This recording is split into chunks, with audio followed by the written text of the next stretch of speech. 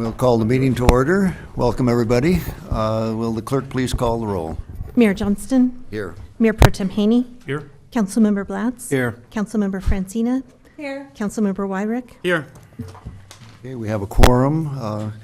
If you all rise and join us in the Pledge of Allegiance. Bill, will you lead us? Ready? Begin. I pledge allegiance to the flag of the United States of America and to the republic for which it stands, one nation, under God, indivisible, with liberty and justice for all.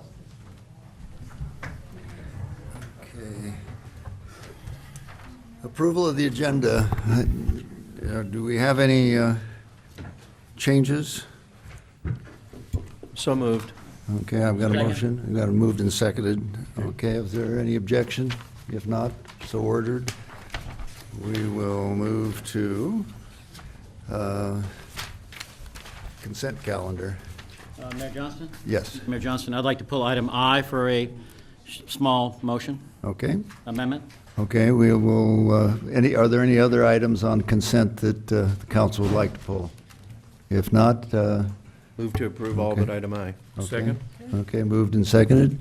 If there's no objection, so ordered. Okay, Bill.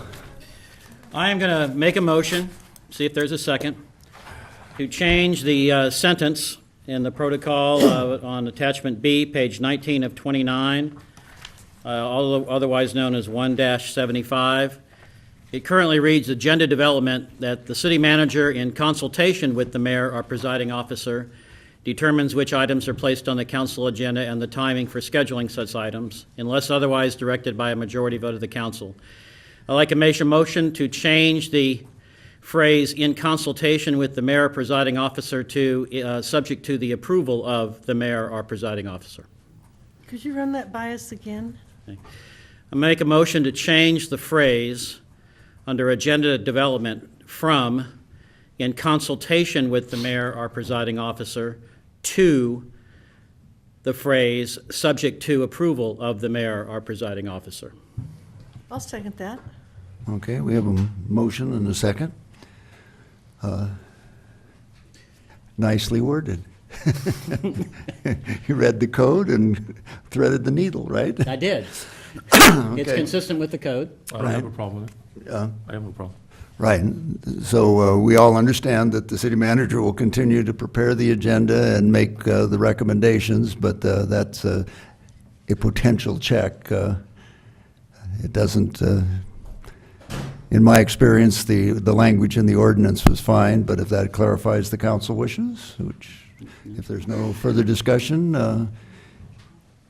is there, Oh, I would like to know if the city manager, everything, does that make sense? I have no issue with the proposed amendment, and I can certainly work with the mayor or the presiding officer to make sure that we have the agenda prepared and the wishes with the council. right. It is the way it's been operating all along, but that does clarify it. So if is there any objection to the motion? If not, okay, the motion passes. Do we have a motion to approve the protocols as revised? So moved. Okay. Second. Moved and seconded. Any discussion? Okay, congratulations, everyone. Thanks for everyone's Right, work on you, this. you want to have a roll call on that, or just by acclamation?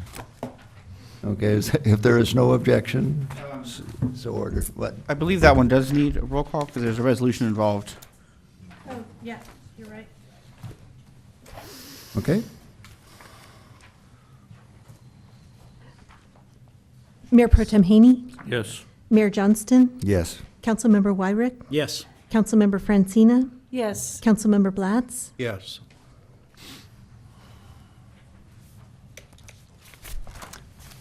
Okay. Motion passes. We are now on item, what, number 2? I have that correct, yes. It's a public hearing to receive input from the council community regarding the creation of councilmanic districts. I don't know, Mr. City Manager or City Attorney, both of Yeah, you? thank you, Mr. Mayor. City Attorney Matthew Summers will be giving a very brief introduction, at which point we'll be asking the council to conduct the public hearing. Thank you. Thank you, Mr. McClary. Just by way of brief background, what's before us tonight is the first of 4 public hearings in the process for converting from the existing at-large to a district-based voting system. The existing at-large system means that the mayor and all the members of the city council are elected from the entire city by the entire city's voters. District-based voting means that the members of the city council and the mayor, if the voters decide in 2 weeks to return to an appointed mayor, or just the city council, the voters decide to retain the elected mayor, will be elected from districts, where the city is divided into 4 or 5 districts as applicable, and the voters in each district elect a candidate from that district to be on the council. The process we are going through is required. The council has adopted a resolution to proceed through this process in response to a demand letter by an attorney sent on behalf of the Southwest Voter Education Project earlier this year on September 4th, demanding that the city switch to the district-based voting system and containing unsubstantiated allegations that the city's existing at-large system prevents members of the Latino community in Ojai from electing their preferred council members. The California Voting Rights Act, rather distinct from the Federal Voting Rights Act, has a much lower burden of proof. Under the State Voting Rights Act, it's merely a preponderance of the evidence that shows racially polarized voting is sufficient for a court to order a city to switch to districts from an at-large system. Under the law, racially polarized voting occurs when there's a difference between the choice of candidates preferred by the voters in a protected class, here Latinos, and the choice of candidates preferred by voters in the rest of the electorate.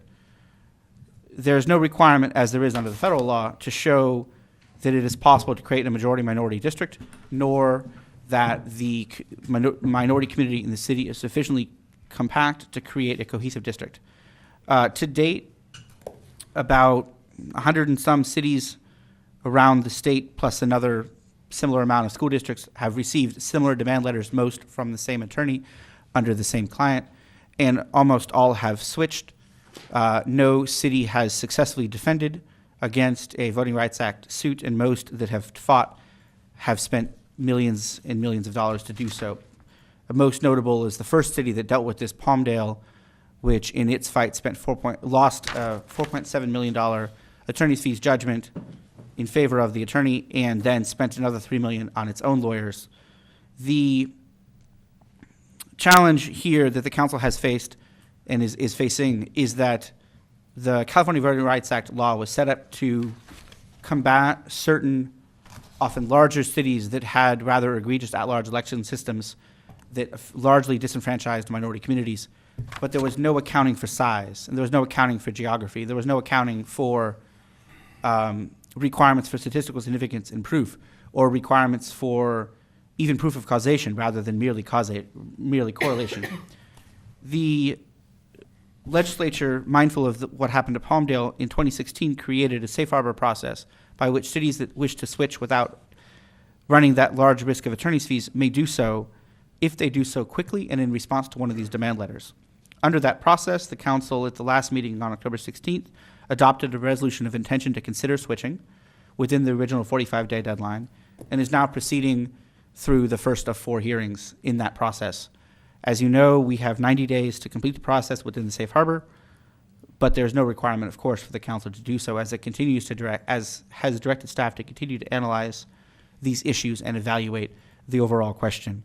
If the city completes the transition within the safe harbor period, it limits its liability for attorney's fees to these pre-litigation plaintiff at $30,000, a cap significantly lower than the costs expended by cities that have fought to date. The first of the 4 hearings is tonight, and the first and second hearings tonight and the next meeting on November 14th are both for the council to hear, November 15th? 13th, thank you. November 13th are for the council to hear the community's comment on factors to consider in drawing districts, including topography, zoning districts, general plan amendment districts, or general plan districts, continuity, integrity, compactness of territory, and communities of interest, such as school attendance areas, neighborhoods, areas around parks, geographical dividing lines, and any other characteristics that the community members feel is important for the demographer and the council to consider in drawing districts.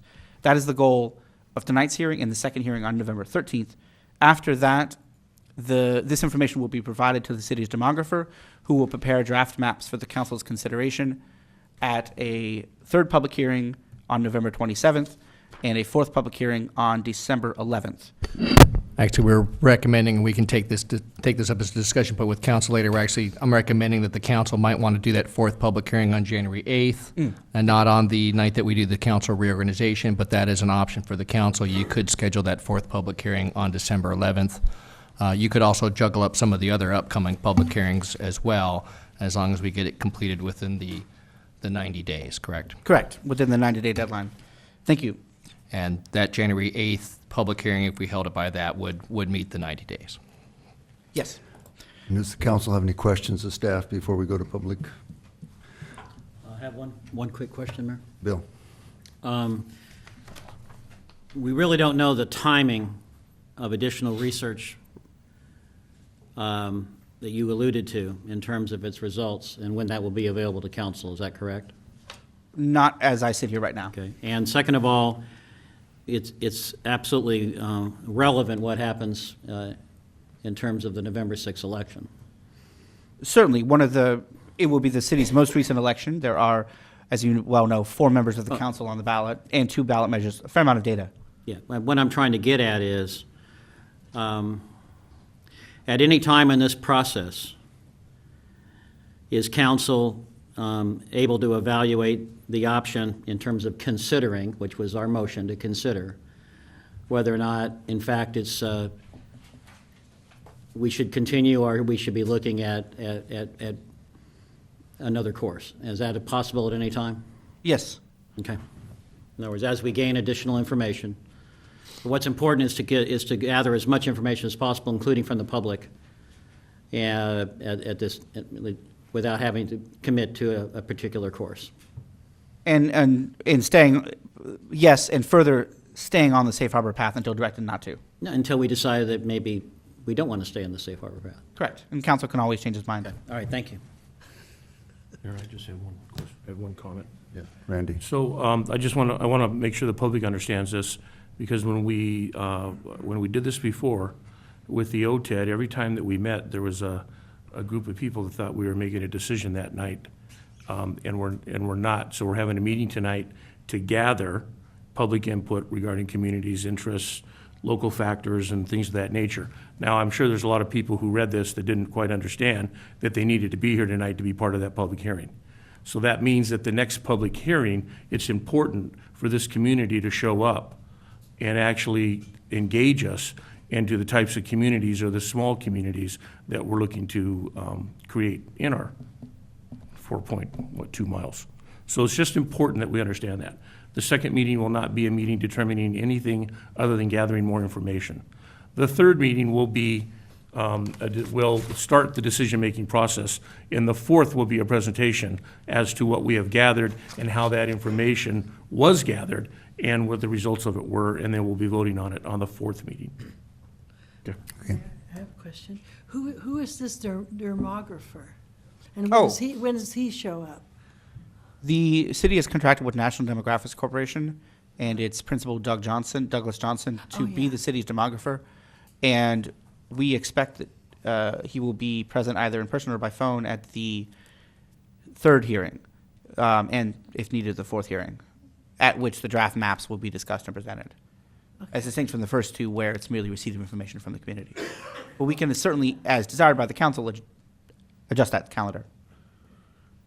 Well, since we have to do it, we might as well make it interesting. It could be an interesting thing how the public sees districts. So there you go. Yeah. Any other questions of staff? If not, time to open the public hearing. Is that correct, Mr. City? Yes. Okay. The public hearing is open. I have 2 cards that have been submitted. One, Steve Quillisi.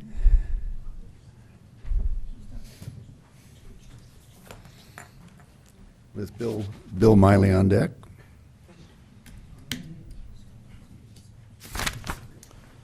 Thank you, Mayor, council members, and staff. Steve Quillisi, West Eucalyptus Street in the city.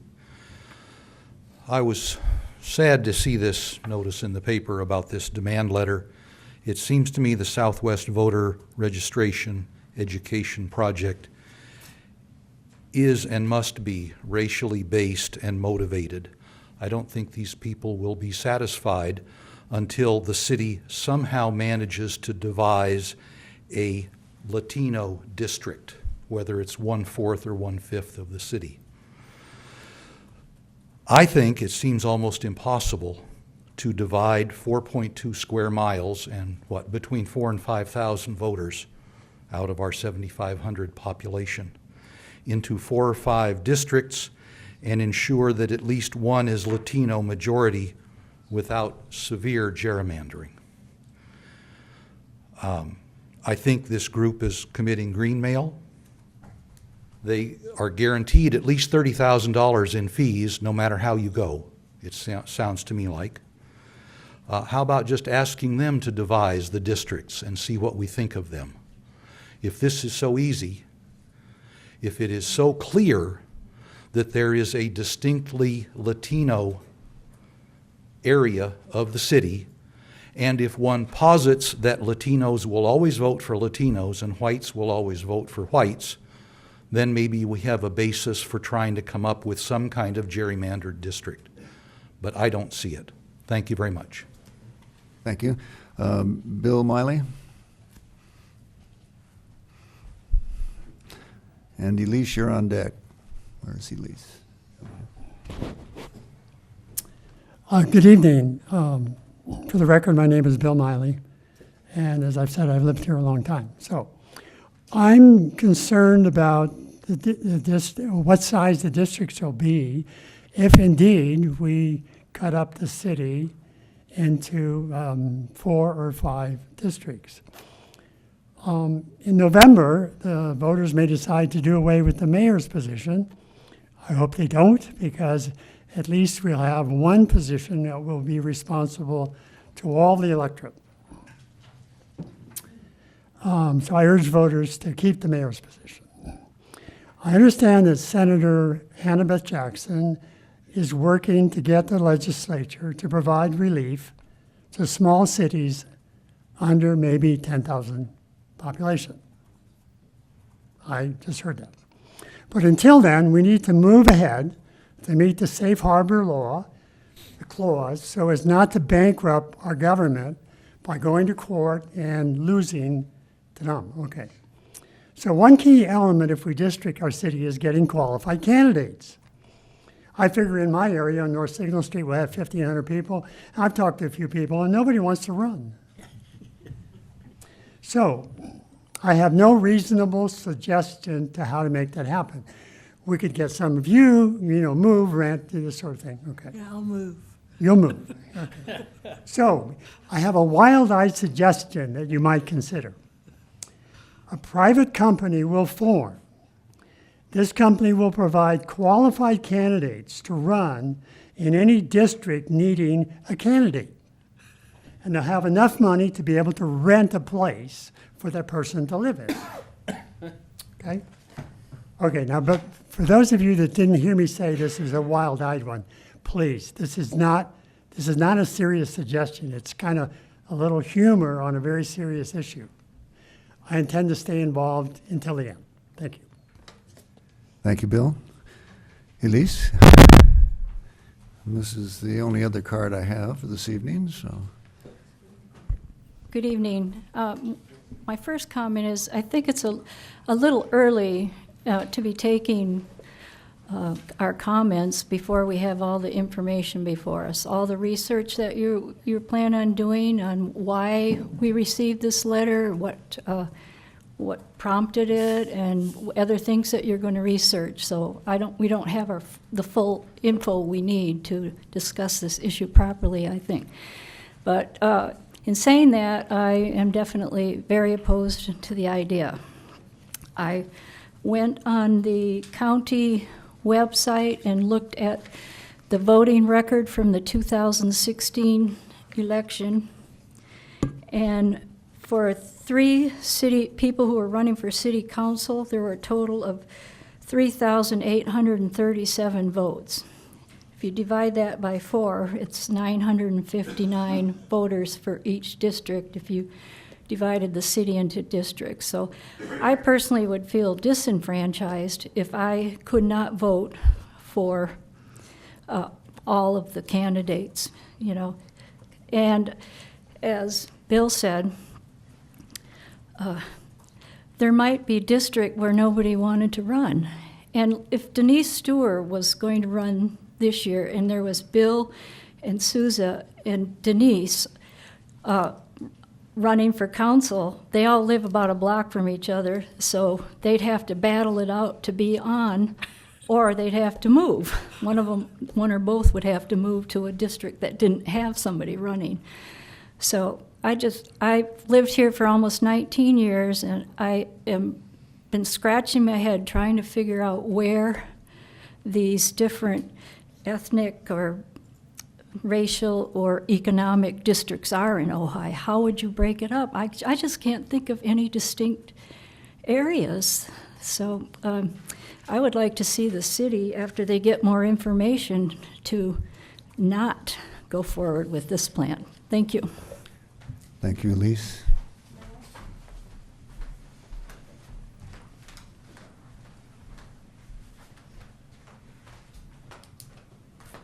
Dale Hansen, I live in the city of Ojai.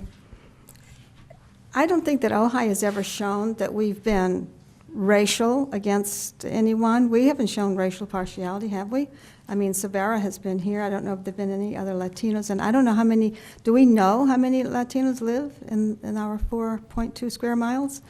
Could it be more than 20 or 25%, if that much?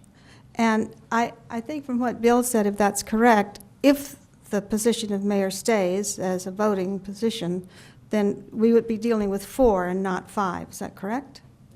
Is that correct? Yeah. Right. So then that would be like 25% would have to, and they're not all, they're scattered all over. I mean, maybe they're more on certain areas than others, but it just doesn't make sense to me. And I'm really glad to hear, I had intended to call Hannah Beth Jackson's office and find out why on earth is this happening to us in other small cities. And I'm glad to hear apparently that is being looked at. Thank you. Okay. Thank you, Dale. Okay, I guess that's the only cards I have on the public hearing, so we'll close the hearing for, or do we continue it? How does this hearing work? Each hearing is separate, so Okay. you can close this hearing. Okay? And I have a couple of final comments, but I see you may Okay. have a question. Okay, Hearing is closed. Thank you, Mr. Mayor. Just for a couple of further points, because I understand there's many questions about this issue. One point to bear in mind is that the legislature, in their infinite wisdom, has not created a small city exemption. That's the biggest issue that we've been faced. And previously, the Southwest Voter Registration Education Project stuck to cities above roughly 10,000 in population in their last 3 years of this fight. But with this most recent round of letters submitted in September to us and roughly 20 other cities, they went well below that level, down to our size.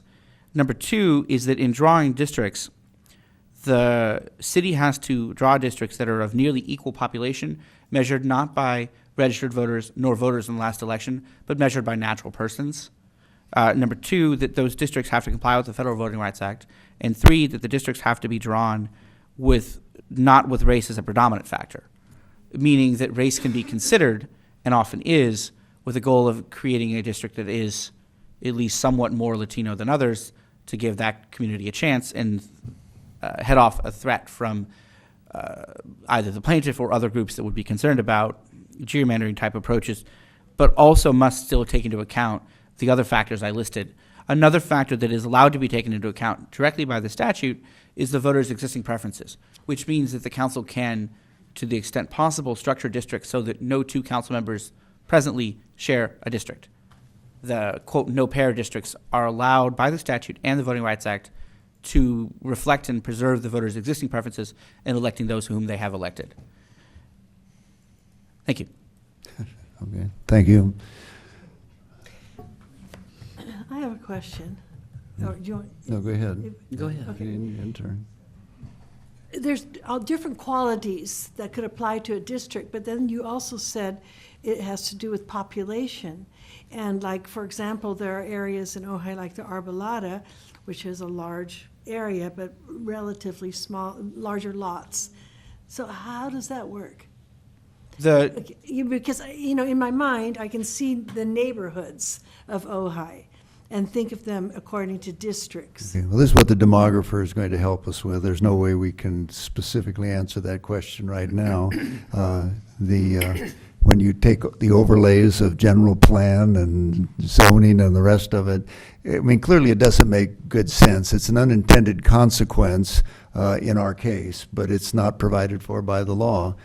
So I think I would suggest that can we bring this to a close for tonight? We're going to have 3 more meetings on the topic, and in the meantime, we'll get more information that'll answer that question that Yeah. you just asked. Yeah, so the question hanging in the air is how does that work Okay. with population? Happy to bring Yeah. it back in further detail, but the short answer is equal population, not equal area. Equal population, that's what I meant. Right. Yeah. It's natural, would you It's refer natural to them persons. natural persons? Yeah, natural. So, Which means census-based head count is what that means. Right. Okay, Bill, Just, I'm going to state, just for the record, my major concern about this entire issue. And let it be, like the mayor said, when we'll on to the next hearing with more information and more research. Here's my concern, and I want to state it for the record. The purpose of the California Voting Rights Act is to enfranchise people, enfranchise citizens. The problem with the California Voting Rights Act is I believe it has a structural flaw when you get to small cities, where there's no way in a small city like ours that you can actually accomplish that end without having a larger unintended consequence of disenfranchising people in the community, as one of our citizens mentioned. And I think that's the fundamental issue, and I'm not sure how to navigate it in terms of litigation if the legislature doesn't recognize that structural flaw in the California Voting Rights Act. So it'll be interesting to see what happens in terms of contact with our legislative representatives.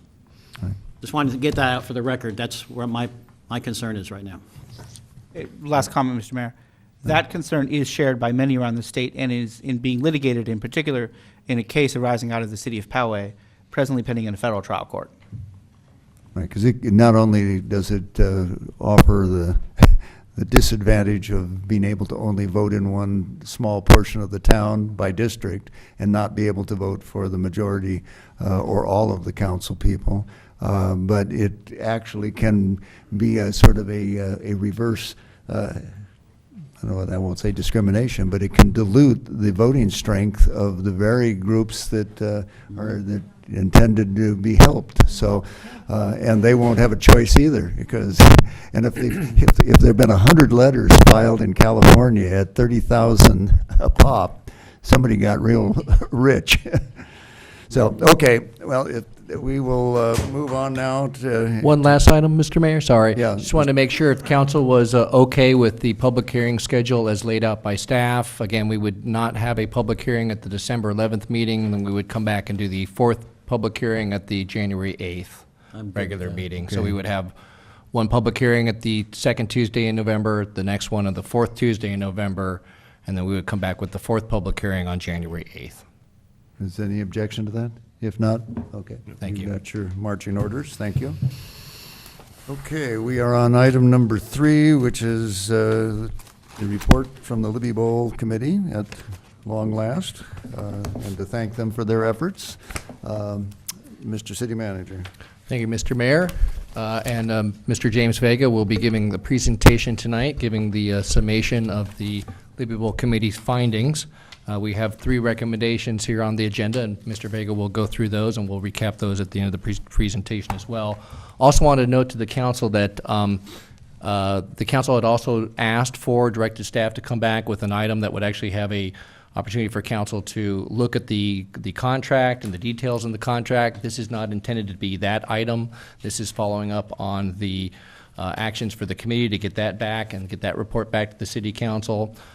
So we can get the report on the contract and that review. We could schedule that back for the first meeting in November. We would be ready to do that. But again, that is not the intent of the item tonight, although obviously there's going to be a lot of pertinent information. So I think it will dovetail pretty well to have this discussion tonight, and then we could come back and have the discussion on the contract and what we've seen at a subsequent meeting. So with that, I'll be looking to Mr. Vega. must be lost in the baseball game or something. Okay. So, And I'll go retrieve. yeah, sacrificing yourself, thank you. Well, he gets to check the score too, right? Of course, yes, right, yeah. What if they don't come, he doesn't come back? Okay. Yeah, right. Then we'll just, And I would like to encourage staff, if anybody's listening out there, to follow the protocols. They're merely an extension of the former direction, which is to summarize the staff report as opposed to reading or getting into any great detail. agreed. And I think we will follow that with this presentation. Yeah. How much time do you have before the home team's up? Thank you, Mayor and Council. Let me see, give me 1 second.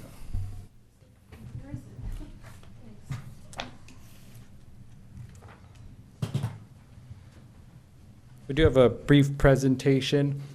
One thing I wanted to start with was just to clarify what we're presenting today is the Libby Bowl Committee's recommendations back to the council, and we'll explain that a little more as we get into it. But there's 2 separate items. One item that came to council on June 12th was the Libby Bowl Committee's recommendations. At that time, it was directed that the committee would bring those recommendations back later in the year. And then separately on July 10th, when Sterling had asked to add a couple of additional events, there was direction from council to come back with a full contract assessment. So the Libby Bowl Committee does discuss contract recommendations in their recommendation, but at the next meeting, we plan to come back with a full contract assessment. So there's 2 separate items. I just wanted to make that clear up front. So what we have here is the Libby Bowl Committee's final recommendations. Just a brief background for people not familiar, but the Libby Bowl, the city took over control of the operations in 2015. The committee was formed in 2016 with the purpose of gaining insight into how the bowl functioned and to nurture community events and festivals. The committee then reviewed the 2017 season and the 2018 season. As part of nurturing community events, the city initiated a fee waiver process in 2016, which was then kind of fine-tuned over the next year or so. And so we've been following that fee waiver process to try to encourage and increase the amount of community events. The number of total events at the bowl have increased from 17 to 39 in 2017 and 32 events in 2018. One quick point. We're noticing with the Arts Commission as well, we had 16 Arts Commission grants applied for last year of different events. And for some reason this year we had 8. So we're noticing both with the Libby Bowl and the arts grants that for some reason there's kind of a reduction in events this year. And, we're talking at the Arts Commission meeting about whether that's, related to the fire or some kind of, we were trying to kind of figure out why they cut in half when they've been growing every year. But we're also seeing that with the Libby Bowl Committee that they're still well higher than they were 3 years ago, but they aren't as high this year as they were last year. So the Libby Bowl Committee focused on a couple of target areas, but one thing they did overall was they provided some kind of overall feedback. The most recent season was rated as a very high, an A minus or B or a high B grade. The committee noted that there were over 15,000 visitors over the last 2 seasons, and they've been doing surveys of those visitors, and the visitors are saying that they're having a satisfying or a very satisfying experience at the bowl. So we kind of wanted to mention that because there are things that can be improved at the bowl, and we'll talk about some of those things. But overall, we're seeing more events. We're seeing people leave the bowl happy. And we think that, from where it came from 2 or 3 years ago, the committee has really, made a lot of progress. And so... James, can I interrupt you just 1 second? Sure. When you say visitors, are you speaking of attendees, people who have come and attended program? Attendees, yes. Okay, thank you. And a couple other important things is the committee members have received feedback from business owners and restaurateurs saying that they also are seeing a business uptick from those bowl events. So that's a positive thing. In the past, we had heard that there was more conflict between, the local vendors and the concert promoters. But the committee did specify, and it's in the report, they kind of went through a checklist of some items that were acceptable, inconsistent, et cetera. And the main problem areas were that the usher and guest assistance was not consistent, sound was inconsistent, and the ticket purchase and entry exit lines had some complaints. And then finally, the front row dancing area has caused some complaints. When people purchase a VIP ticket, sit in the front row, and then people are dancing in front of them. And I've seen that myself. Mayor and Johnson, would you prefer that we ask questions as we go along or wait till the end? Well, I'd like a summary of what the report is, and then we'll ask the Okay, questions all again. right, wait till the end. Okay. And so those are some of the key problem areas. One of the points we made in the staff report was we're actually looking at some of these things separately as well. The ticket purchase and entry exit lines, we talked about, the council had requested a report back in coming months about the trimp-in arch and the entry and exit and the flow from the box office. So we're looking to address some of these things, or we're currently working on addressing some of these things, but they pointed out some of the areas to keep an eye on. And the front row dancing area, I think, is something that we might try to talk about with Sterling when we talk about the next contract negotiations. And so that was kind of the high overview, but the committee looked at 4 specific topics in depth: the marquee, fees, management, and contract. And so the first one, marquee, we actually reported back on this about 6 months ago, but the committee at that point had different possibilities of marquees that could be placed in the city. And council gave direction at that time for them to kind of nail down specifics and work with staff to kind of figure out what the recommendation was moving forward. And so this is the recommendation. It's this location here. Well, my pointer's not working, but you can see it, the red circle. It would be placed there at Libby Park. And it would be this style, which is a ROCKWORK design with a, I call it old-fashioned, but, it's not a, flashy electronic board, but it's just kind of a, vandal-proof illuminated sign that would have to manually be changed. And I think the main reason they went with that recommendation was because it fits the feel of that park, whereas a flashy electric sign with graphics doesn't, fit the feel of the arcade in Libby Park. And so this is the recommendation coming from the committee. This just kind of encapsulates it. It's the type of sign with the ROCKWORK at that location at Libby Park. They provided some specs as well. We're expecting that the likely cost would be between $10,000 to $15,000. The sign itself is $5,000. It would require some rock work, some installation costs, and some electrical costs. But the committee has already talked about getting volunteer assistance and has made some leads on that. So it could come in a lot lower, but if we're talking about budgeting for it, that's what the cost that we'd expect that to come in at. And the couple of key issues would be that a staff person would need to, obviously update the marquee as events change, and a policy would need to be developed about who can use the marquee for what purposes. But the one of the key thoughts behind this, and part of the timing with it, is that during emergency events we could post information on there. With this type of signage, it's maybe not as thorough as a electronic board would be, but it would probably be something along the lines of, check this website for updates on the emergency or something like that. And so long term, the committee had talked about possibly doing a larger marquee at the Y, but decided that it's a little too ambitious for this time. But long term, this is the type of marquee that the committee had talked about, a larger electronic board sign that would be able to display emergency information, such as the sign there. But again, at this time, the committee's only recommending the one marquee. So second, the committee looked at the fees, and this is probably the item that is the one that has the potential biggest effect at the bowl.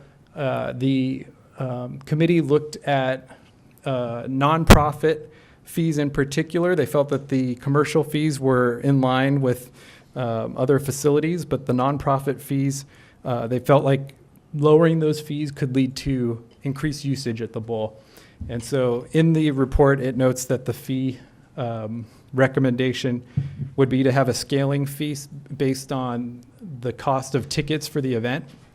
So if the nonprofit has an event and it's $0 to $5, then there would be a reduced fee of $200 for them to rent the facility. And then it kind of scales from there.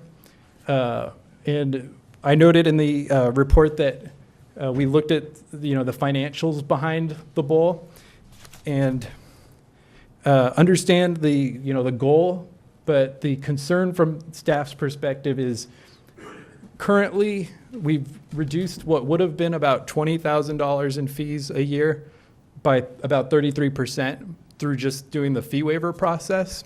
So we dropped it from $21,500 to about $14,500.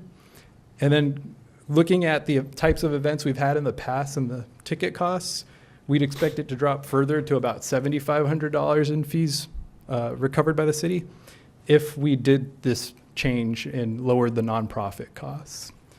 So for that reason, one of the recommendations in the staff report is that staff recommends not making that change to the fee structure because of the reduction in fees, but council has the discretion to determine that they want to look further at this or change that fee structure. And then related to fees, the Libby Bowl committee also recommended that the city make a couple minor tweaks to the fee waiver process by not allowing nonprofits to hold fundraisers. They felt that if it's a fundraiser, that the nonprofit should pay for it. Whereas if it's a nonprofit holding a community event, that would be acceptable for a fee waiver, but the fundraiser would not be. And then secondly, that no group should get a zero cost fee waiver. And so what they mean by that is, if you're having an event that's, if you're having an event where you don't have some kind of match, whether it's in kind or monetary, that you need to, so you wouldn't be able to be fully reducing those fees. So those recommendations are included in the report as well. And so this is the current fee structure and the proposed fee structure, and it shows just that sliding scale, which is also in the report. And then part of the analysis that staff did looking at the fees was looking at the revenues and expenditures over the last few years at the bowl. You can see a few things. One is you see from 2015 to 16, when the bowl wasn't being used very to its potential, that fees were very low at that point. And then you'll see that they start to increase over the last two seasons. The 2018-19 season is included on here, although there haven't been any shows for that season. That's the upcoming season. We just had to do a large repair at the bowl, a $10,000 repair to put new emergency batteries in at the bowl. And so it's kind of just, we just made that repair, so we included it, but we also wanted to make sure to make clear that there are going to be some costs. We've been lucky over the last couple of years that we haven't had any large repairs or expenditures that were needed, but that's going to, at some point, we're going to start needing to make some repairs at the bowl. And so currently, right now, the maintenance fee has about $40,000, or the maintenance fund has about $40,000 in it. But as you see, we had one repair that was $10,000, and pretty much when you're talking about a site like the bowl, every repair, there's not very often there's a cheap repair there. They tend to be expensive repairs.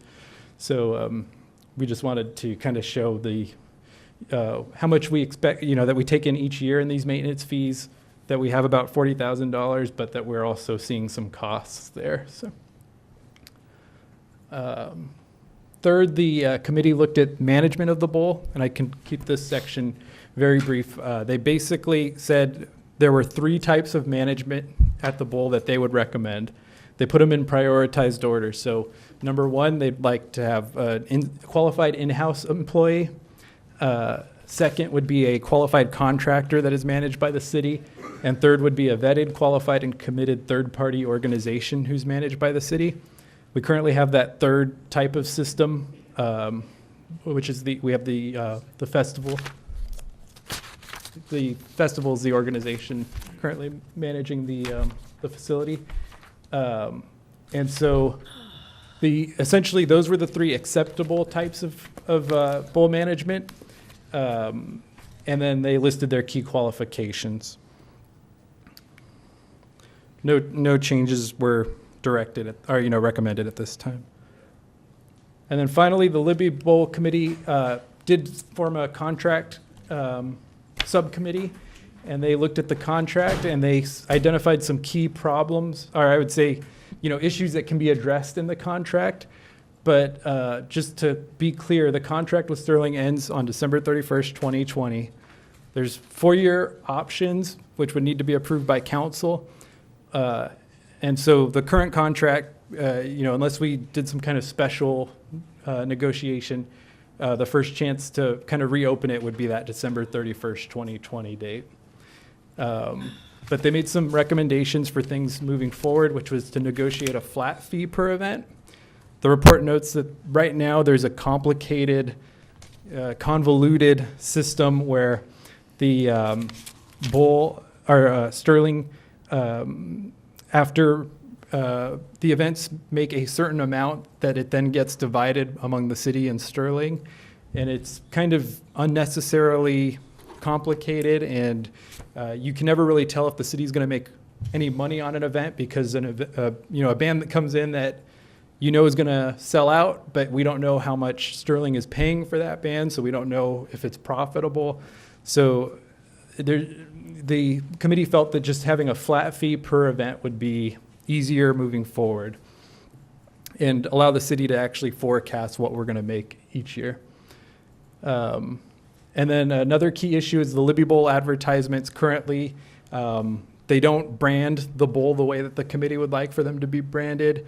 And I would say that it would be arguable that they're branding it the way it's required in the contract. So that's another thing to clarify in an agreement. And then finally, and you'll see it's in red, the committee recommended eliminating the term that grants exclusive booking rights. And the reason that's in red, and it notes that staff has some concerns, is that's obviously something that's going to have to be negotiated with Sterling. And, it's not clear to me that that's something that they would be eager to do. So it just comes down to, that would come down to contract negotiations and determining whether we can make that work for both parties. And so we did a very quick analysis showing if we just charged a flat fee of the standard $1,500 per event rate, the city would have received $27,000 for the shows held this year. Whereas currently the city has received approximately $17,000 in maintenance fees for the events. I do want to note, I think that number, once all of the events are tallied, and I think we actually might have gotten that tally today, I think it'll be closer to 24 or 25,000. I don't know if I'll double check the number. I think it was about 22,000. Okay.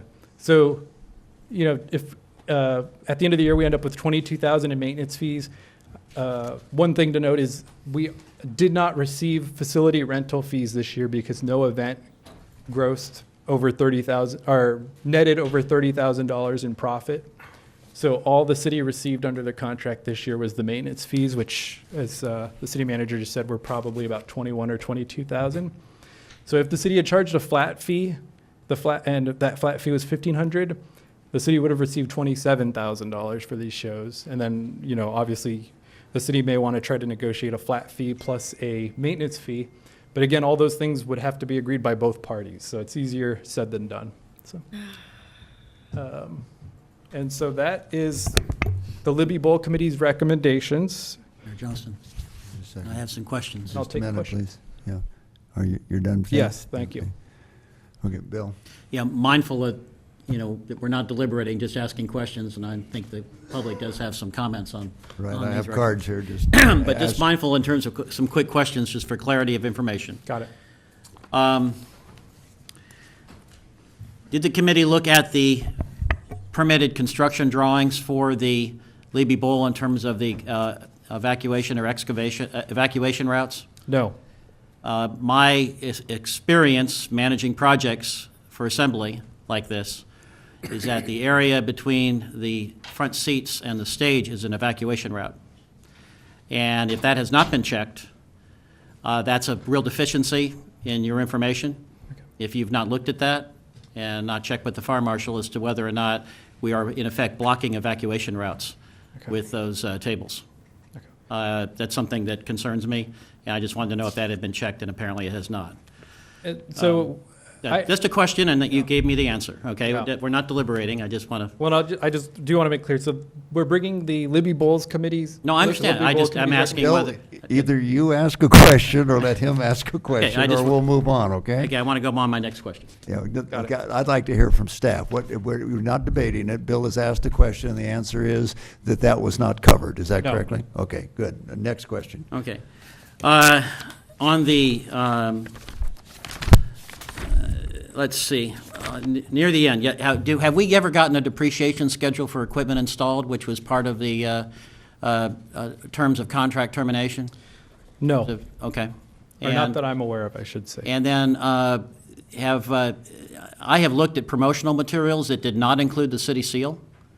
And when the contract stipulations that the city seal shall appear on all promotional materials issued by the SVV for events at the bowl, do you feel they're in compliance with that portion of the contract? So we have seen, both the committee and staff had noticed advertisements that said something along the lines of the Sterling, or the Canyon Club at Libby I'm talking about, Bowl, that's not the city seal. or something like that. Yeah. And so we have reached out to Sterling on that, and the Libby Bowl committee recommended that as one of the contract recommendations. Well, it's in the contract, Right.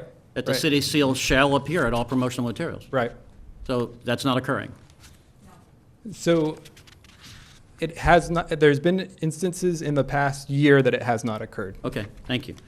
And then finally, my understanding is that the booking rights are exclusive only for commercial events, not all events. Correct. At the layer there, it's not exclusive booking rights, it's exclusive booking rights for commercial Correct. only. Okay, I should thank have you. clarified. yeah. Oh, and also, one other comment, I believe, and correct me if I'm wrong, that the 4-year options to extend require council action to extend. It's not an automatic, have to serve notice not to. It takes affirmative council action to extend, is that correct? Exactly, Okay, yes. thank you. Mayor, I'm done. Okay, thanks, Bill. Questions? Okay, I have a couple of cards. Thank you, James. Thank you. Elise, you're back up.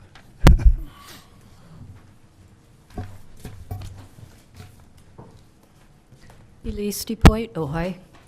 My comments tonight are regarding the backlit marquee idea. And I've written something, and I'll mostly just read it. I appreciate the research and analysis that the Libby Bowl Committee has done. However, I disagree with their proposal to erect a backlit marquee-style event advertising sign to be placed near the entrance of Libby Park. I don't think permanent event advertising signs belong in Libby Park. The park is a historic public park, a local treasure. In and around the park are numerous City of Ojai historic landmarks, including the arcade, the post office tower, the Libby Park tennis courts, and the Ojai Jail. The pergola is not currently a historic landmark, but it certainly is a well-loved structure, important structure. A backlit marquee sign would not conform to development and design guidelines for Ojai's historic downtown core. The first article in the city sign ordinance, section 10-2-1601A reads, "Manage signs in a manner that preserves the historic small-town aesthetic and character of the city while avoiding visual clutter and adverse impacts to pedestrians and traffic safety." The city's guidelines for the redevelopment theme area states that signage should conform to the sign ordinance except no plastic, inner lit signs or temporary paper signs are permitted. I contend that the size and design of the proposed marquee sign is visual clutter and would visually damage Ojai's historic resources. The suggestion to place the sign near the Memorial Rock and David Mason's plaque would not be a good idea. I ask this question: if any other establishment in the downtown core proposed such a sign as this, would it get approved? I don't think it would. I further question the effectiveness of such a sign. How many people are actually going to be able to see it? People driving by would see the glow of a light in the park, but not likely be able to read the sign. And I also question the city getting involved in the advertising of commercial events in the bowl. I don't think it's the city's responsibility. And tying this marquee sign into an emergency communication board, I don't know. It's somewhat a maneuvering. I don't Okay. quite get it. Yeah. And I'm totally opposed to the large elevated sign suggested for the Y. Okay, Thank thank you. you. Mr. Okay, Mayor, yes. just as a comment, a much larger zip board or changeable letterboard is what's going to be proposed on a building that's up for historic monumental designation out of the theater. Right. It's a good alternative too, possibly, if they were going to do it in keeping with the historic nature of it. Sherry Owen. Hi. Hi. Well, a comment on the last proposal was that if you don't want to advertise for the concerts that are coming, that Libby Bowl is way back off the road. No one sees it or knows what's going in there. They're not reading one issue a month of one of our magazines or something else. And if you want the bowl to continue to thrive and for people to come of our community. Address your comments to the council, please. I don't see, if you don't advertise, how you're even going to get the events in there to pay your maintenance fees and to keep it thriving and alive. I work with Sterling and have really tried my best without spending my out-of-pocket to advertise the concerts that we had here last season, and it's not easy. I gave out, for example, 1,000 free tickets, general admission tickets, to what was supposed to be our last concert of this season, Oingo Boingo Dance Party. You know, high energy. There are a lot of young people and a lot of active old people in this community of all of the little townships within our city and our community. And I was heartbroken that about 2 weeks before the Dave Mason concert, that was 1 week before the Oingo Boingo concert, that Oingo Boingo was canceled because of a detail, obscure maybe, on the contract that 17 concerts was what we were allowed. Maybe it was 18, but did we go over one? We had 19 because of an interpretation of, well, 17 was maximum to one side and minimum to the other. And because we had one concert canceled, Temptations, unfortunately had to reschedule until next year. We were still one over the contract allotment, and just about a month before our big bang wrap-up of the season, with all these free tickets handed out to our community and beyond, we were told that it was over the contract limit and it was canceled or moved to Agora Hills, which many people here aren't going to go to. And I don't understand the necessity to pull something that brings people in from as far as San Diego and Santa Barbara and Ventura and East, because they love this kind of thing. They're thriving on it. They're looking forward to it. And there's no way to tell 1,000 people, oops. It's Okay, not- well, thank you for your comments. I just want support for the signage. Right, okay, your time is up, thank you. Mayor Johnson? Uh, Just for the record, I'm confused. We were asked to approve additional dates, and we approved those. That's okay, we I just heard don't the I don't comments. understand. I'll be happy to answer anything when you guys want to. Okay, well, let's get back in order. I have a card from Mariana. Is that the right pronunciation? Yes, thank you. Mariana Burden, I'm a member of the committee. And it's nice to see that we have an increase on sterling contracts, 20 this year. But I see a decrease in independent events. That was a 50% decrease from last year, 2017. Yeah, And okay, then this is finished. I just wanted to say that citizens have donated money here in the city and effort to bring this to life. And it's just, it disturbed me to see that such an efforts are not going, like towards the schools of Ojai to using the ball, and then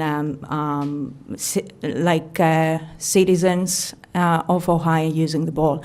But I just wanted to say that I'm over here for any questions in regards to the contract. I reviewed the contract with Sterling, and there are so many gray areas that we can discuss, and I'm over here for any clarifications. Okay, thank you, Marianne. Okay, the time appointed for public comment has now arrived for items that are not on the regular agenda. Do we have any cards? We'll also come back to this topic. Okay, I have 2 cards. John Williams. Hello, good evening, ladies and gentlemen of the council. John Williams, 807 Grand. I'm here to discuss the no cannabis consumption restriction plan for my TUP for August 26th at the World Entrepreneurs Economic Development Conference to benefit Safety Harbor kids. It's my contention that a no consumption restriction on my private event goes against both the spirit and letter of the City Ordinance 879, granting adult use of cannabis within the city limits in a non-public place or any place where tobacco is prohibited. I included the legal definition of a public place in the handout that I gave you. In a recent conversation with the city attorney, he said he couldn't overturn your rule, so he has to put a no consumption clause in my event. But my contention is that he is overturning your rules by putting the no consumption clause, because what you did is you passed City Ordinance 879, which allowed consumption. In light of the rights granted to the citizens of our community under City Ordinance 879 and the great state of California, I ask one or more members of the council to make a motion to allow a one-time special circumstances allowance for adult use cannabis at the World Entrepreneurs Economic Development Conference on October 26.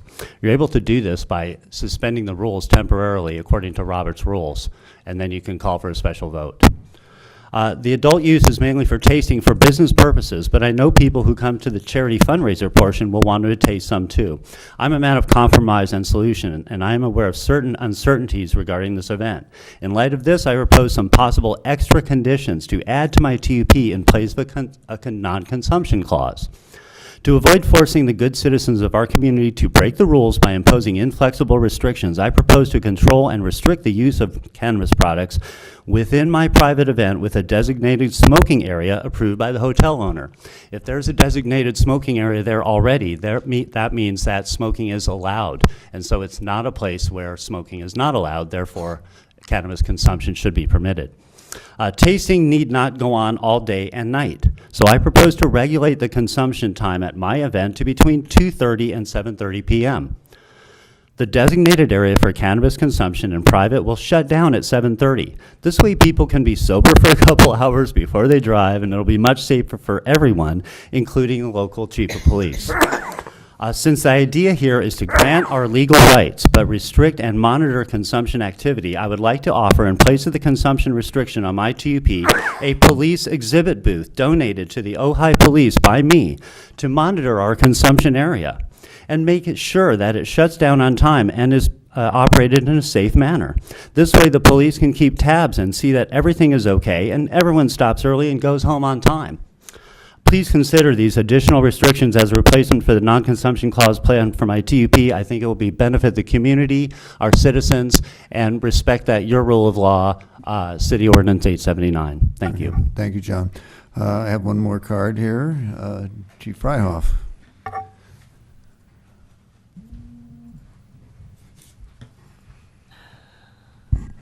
Good evening, Mayor, Council, Boss, the public. So I've been working with both the promoter, the hotelier, regarding this WeedCon event that he just spoke of.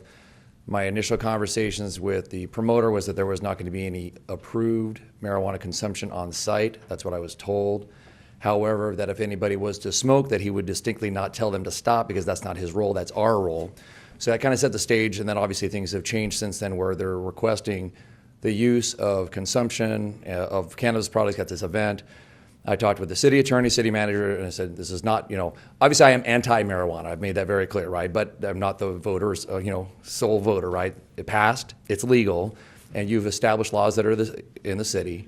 I've worked with the city manager and the city attorney to determine what those rules are and how to proceed with this TUP for this event this Friday. The promoter has offered for an opportunity for me to speak, to talk to the public about the dangers of using and driving. Ojai Greens has also put up their new billboard today. If you haven't seen it, it says cannabis and driving don't mix, which I appreciate that they're doing that from a public safety standpoint. But once again, this is your rule. We're enforcing what your rule is, and that's all it is. My personal preference has nothing to do with this. If it was my personal preference, we wouldn't have any dispensaries in the city, but it's not mine. It's yours. So we're following your rules that you've established, and so that's what we've come up with. That's what the TUP reflects, just in case you had any concerns. Also, I have a coffee with the chief this Friday, 9 to 11.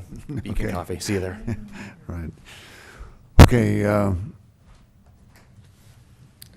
Public comment is over. It Can is I ask a question of the city attorney? certainly. I've never heard of the option of suspending Robert's rule. It doesn't exist. Okay, thank It you. violates the Brown Act, among other things. Right, yeah, it has nothing to do with the law. It's a matter of, procedures for running the meeting, so it's separate. And just to add the further point for those who aren't steeped in our rules, the city's code does adopt Brown Act, as do the protocols recently just approved a few minutes ago, do adopt Robert's rules as the city's procedural rules, subject to applicable law, which includes the Brown Act, which prohibits the council from simply suspending the government code, which dictates how and when things are put on your agenda and dictates how and when ordinances are amended. The rules recited by the chief that prohibit cannabis consumption at any hotel in the city that doesn't have designated smoking rooms are baked into the city's code and baked into the cannabis code. It is further my position and the city's position that absent an amendment to the relevant portions of the cannabis ordinance, the Casa Ojai Hotel and the event scheduled for there this coming Friday are both, for 3 or 4 reasons, prohibited from having any cannabis smoking, consumption, or ingestion on site. Okay. Back to our item number 3, which is the Libby Bowl Committee recommendations. I would suggest we receive and file without taking specific actions on any of these items, and then we bring them back as the council sees fit. Yeah, I would concur with that, given if, I'd like to have a couple more questions, Q&A. Sure, yeah. But the reason I'm sympathetic with your proposal is that we did have a resolution that we were going to take up contract assessment by this meeting in October. There were some logistical issues, I guess is fair, and that's why we're going to come back at the next meeting. We can be ready by then, yes. And we'll have a more comprehensive discussion. But I have a couple questions just maybe to get ready for that meeting. Okay. Real And- quick. Okay, now that we're back on the topic, if you want to get clarity on the number of concerts, just for. Yes, I'm information. confused about that issue. I thought we upped to 20 or something. I thought we had Didn't approved extra dates as requested. We did, and a couple of those were canceled. They ended up doing a total of 17 dates. Again, those were opportunities for Sterling, and they made choices based on their reasons to cancel a couple of those shows. I also wanted to give an opportunity for Mr. Sterling, who's here this evening, to give an opportunity to maybe answer a couple of questions. I think he understands that we're going to be continuing this to a future date, but I'd like to give him an opportunity to address a couple of the comments Okay. here tonight, including that one. Thank you, Mr. Sterling. Hi, Lance. Hi, my name's Lance Sterling, and I would be happy. I just know that learning how this works, I have written down the fire marshal floor plans. We have a fire marshal on site being a promoter, and he inspects to make sure that all the ways are clear and nothing's blocked. And to our knowledge, I was hoping for a clear answer. I had not gotten one today. in our business, we I have to know. have a fire marshal plan. Yeah. And we have the seal according to our contract on all of our promotional material. Now, that doesn't prevent someone from helping us or from reproducing something and not doing it, but it's kind of hard. We mix the seal on the top of the ad. Are you excluding digital media from promotional material definitions? You probably, if you go on Ticketmaster, I can't. I'm talking about the Libby Bowl website or your website. Libby Bowl website. Where events are promoted without the city seal. I mean, it's obvious. I guess you would have to explain to me, like, are you looking at the photo of the band where they print the seal on the photo? Well, we're not going to get into a debate on it. We'll But come back next week on If it. someone Let explains Mr. this to Sterling- me. Okay, go ahead and make your Because I did presentation. it on all print ad, and that's what I understood. Yeah, but it says promotional Bill, materials. Okay, just let the gentleman make his presentation, then we'll clarify. Oh, and then I'm here to answer any questions.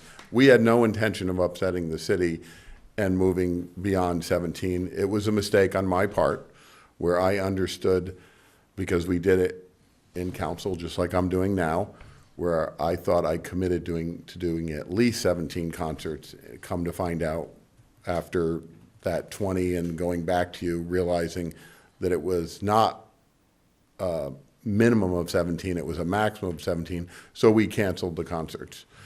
We moved concerts and relocated them because, I don't know if you know, we did a lot of filler concerts trying to fill up to get to 17, so it was a misunderstanding on my part. Okay. And if anybody has any questions, I'll be happy to ask, because. I would. One of the issues has been restrooms. At times, the conditions, frankly, have been appalling during the events. And I noticed there's a provision in the contract that you and then the City Public Works Director are supposed to, at the beginning of each year, agree upon standards for handling things like the restrooms in terms of joint responsibility and separable responsibilities. Has that occurred?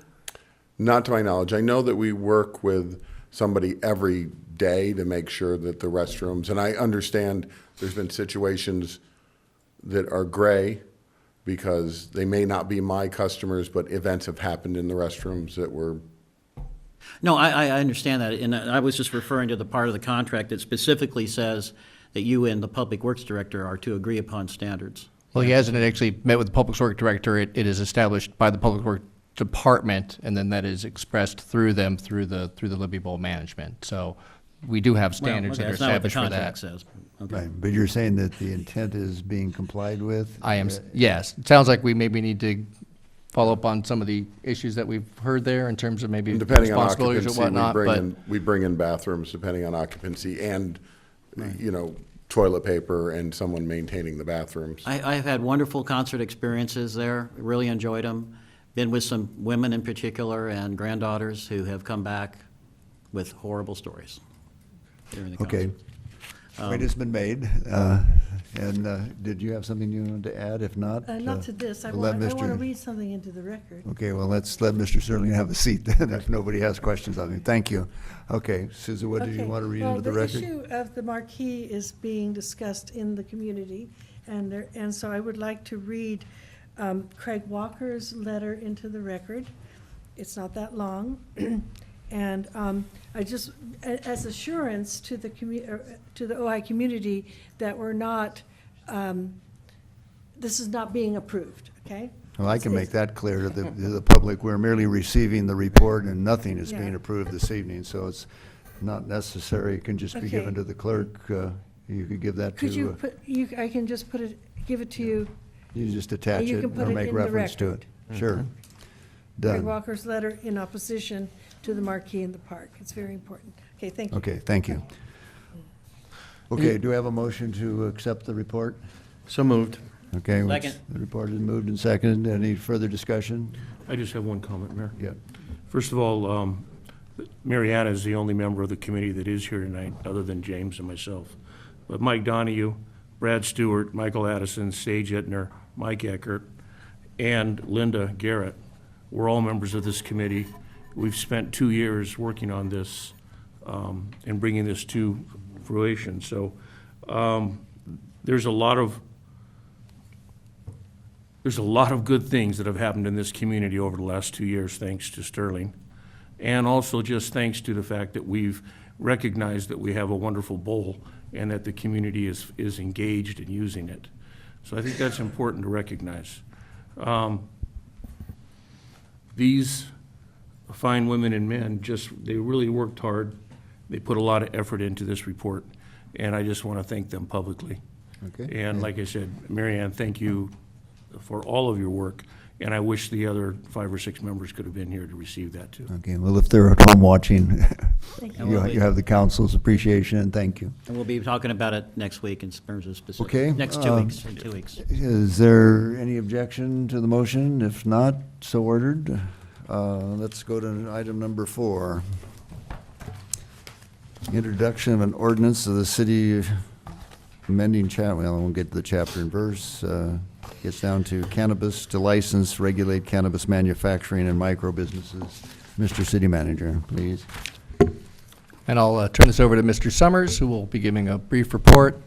Again, this is on as an introduction of the ordinance at the direction of the City Council, and I'll let Mr. Summers give the report. Thank you, Mr. McClary. Mayor and Council, before you is a draft ordinance that would amend the city's cannabis ordinance to allow and regulate cannabis manufacturing and micro businesses.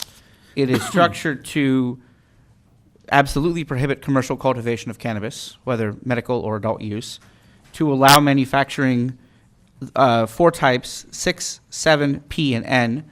That's regular cannabis manufacturing products, cannabis manufacturing using volatile solvents, cannabis manufacturing that is merely repackaging, and cannabis manufacturing that involves infusions such as butter and so forth. As standalone commercial cannabis licensees, it also allows for Type 12 micro businesses, provided those Type 12 micro businesses are limited to retail sales, distribution, and manufacturing, prohibiting cultivation, which was the issue that we hadn't had sorted out the last time we talked about this. That is, we are allowed to permit Type 12 micro businesses but block them from cultivating, even though the state would allow them to cultivate as well. We have that power. We have structured this to have a maximum of 2 licensees as directed by the council in the motion creating this. And those 2 would be any of the manufacturing types count against those 2. We further structured this to provide that the Type 12 microbusiness licensees may only be those who have an existing valid city-issued adult use or medical cannabis dispensary license. As you know, we have 3 of those. This is structured to limit the Type 12 licensees to those 3, or in the future, anyone who has a commercial cannabis dispensary license, limiting that impact. The ordinance provides that any of these have to comply with regulations adopted by the city manager, may not involve or allow any smoking, consumption, or ingestion of cannabis on site, and must comply with the city's application requirements, which will be developed, if approved, and the staff report details the regulations. Most important is that, as with the existing cannabis businesses, they would be limited to the M1 and MPD zones and would have to comply with a variety of security, operational, and public protection measures, including sufficient ventilation and fire safety systems as judged by the police chief and the fire department. And with that, I'm available for questions. Okay. Bill? I didn't want to butt in, but, okay. Bill, just, you already have, go ahead, that's your privilege as a council person. Thank you very for much. raising your hand. Yeah, on the definition of manufacturer, Mr. Summers? No, go ahead, you need to. On the definition of manufacturer, I'm curious about the adjective medical. In other words, we're not, it's, the allowance is only for manufactured medical cannabis products, manufactured medical cannabis, or, in other words, repackaging of packages of medical only. I'm That curious. would be a typo. That should be both medical and adult use. So that is a typo, okay? Okay. Thank you for clarifying that. Thank you, okay. Dealt with. On the two license, when it states in attachment A, page 4 of 7, only 2 licenses for commercial cannabis manufacturing or micro businesses shall be issued. Is that 2 each or 2 total? This is structured as 2 total. So if there were 2 manufacturing, there would be no macro business available, for example? Correct. Okay, so that's something for us to deliberate on, okay? Every single provision of this is something for the council to deliberate. All right, that's my questions, thank you. Bill, was that typo that you mentioned on page? Attachment A, page 3 of 7, and it's it's in the part L, manufacturer definition. Attachment A, page 3 of 7. I believe Mr. Summers indicated each word medical should be struck. Okay, Yeah, if you strike medical, then it picks up both medical and adult use, which was always the intent. I'm not quite sure which reference you want me to use, but on the page 4 of 5, about the 4th paragraph down, I was trying to figure out what it says, all cannabis manufacturing facilities shall and operations plan. I assume a word was left out or something that doesn't make any sense to me. It should be submit, I believe. Should be- Correct. What is it? Shall submit. Oh, shall submit, okay. Where's that? It's, That's part of the staff report. yes, Page it's on, 5. well, it's, yeah, under recommended regulations, 4 or Okay, I 5, see it. okay. So, okay, Okay. just so I, Yeah, thank you. okay, any questions or anything down here? Okay, did you have any more questions, Bill? Okay. The item before us is what, to set a public hearing? Is that the next step? Because the ordinance has been drafted, is that correct? Right, I believe we'll be opening a public hearing on the ordinance introduction. Well, there's not a public hearing tonight, though. There's no requirement for a public hearing for this Discussion. ordinance. It's just, Oh, But we do have public comment. right, well, right. okay. Well, Public comment, but not a public hearing. Okay, so I have a couple of questions then before. I didn't want to waste time if we were going to do this again next week, but the economic benefit of any new, business is obviously, I think, welcome by all of us, create jobs, help with the city budget.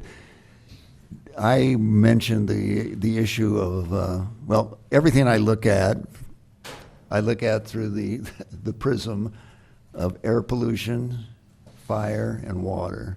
And when this came up before, there was an issue between Class 6 or Class 7 or whatever the license numbers were.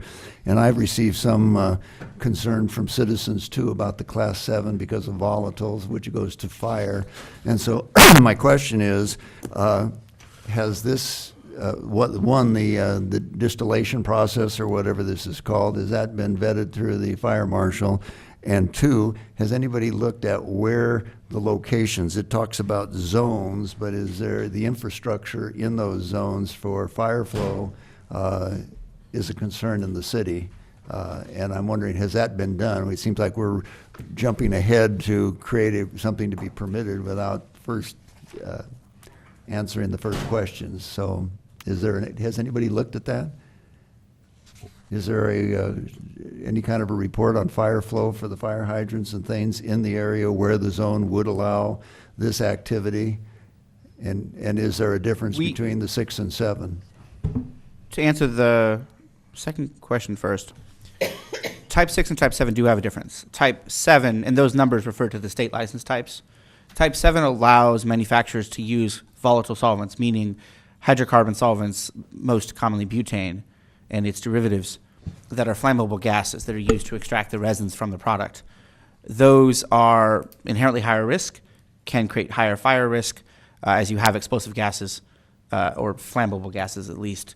If done properly, i.e. with a modern commercial grade system that contains them appropriately, they can also be done safely. That's what we heard last time. I just wondered if the fire marshal... And you had testimony on both sides. We have not, to answer the first question, we have not, Steve and I passed this through the fire marshal. In any given application, if this was approved, it would have to be approved by the fire marshal, as is noted in the second bullet of the proposed regulations. We would require county fire I read approval. that, yeah, but it hasn't been done yet. The basic ordinance concept hasn't been passed through. Okay, so then pending council decision. So the second question, or the first question being answered second, this is more to the city manager.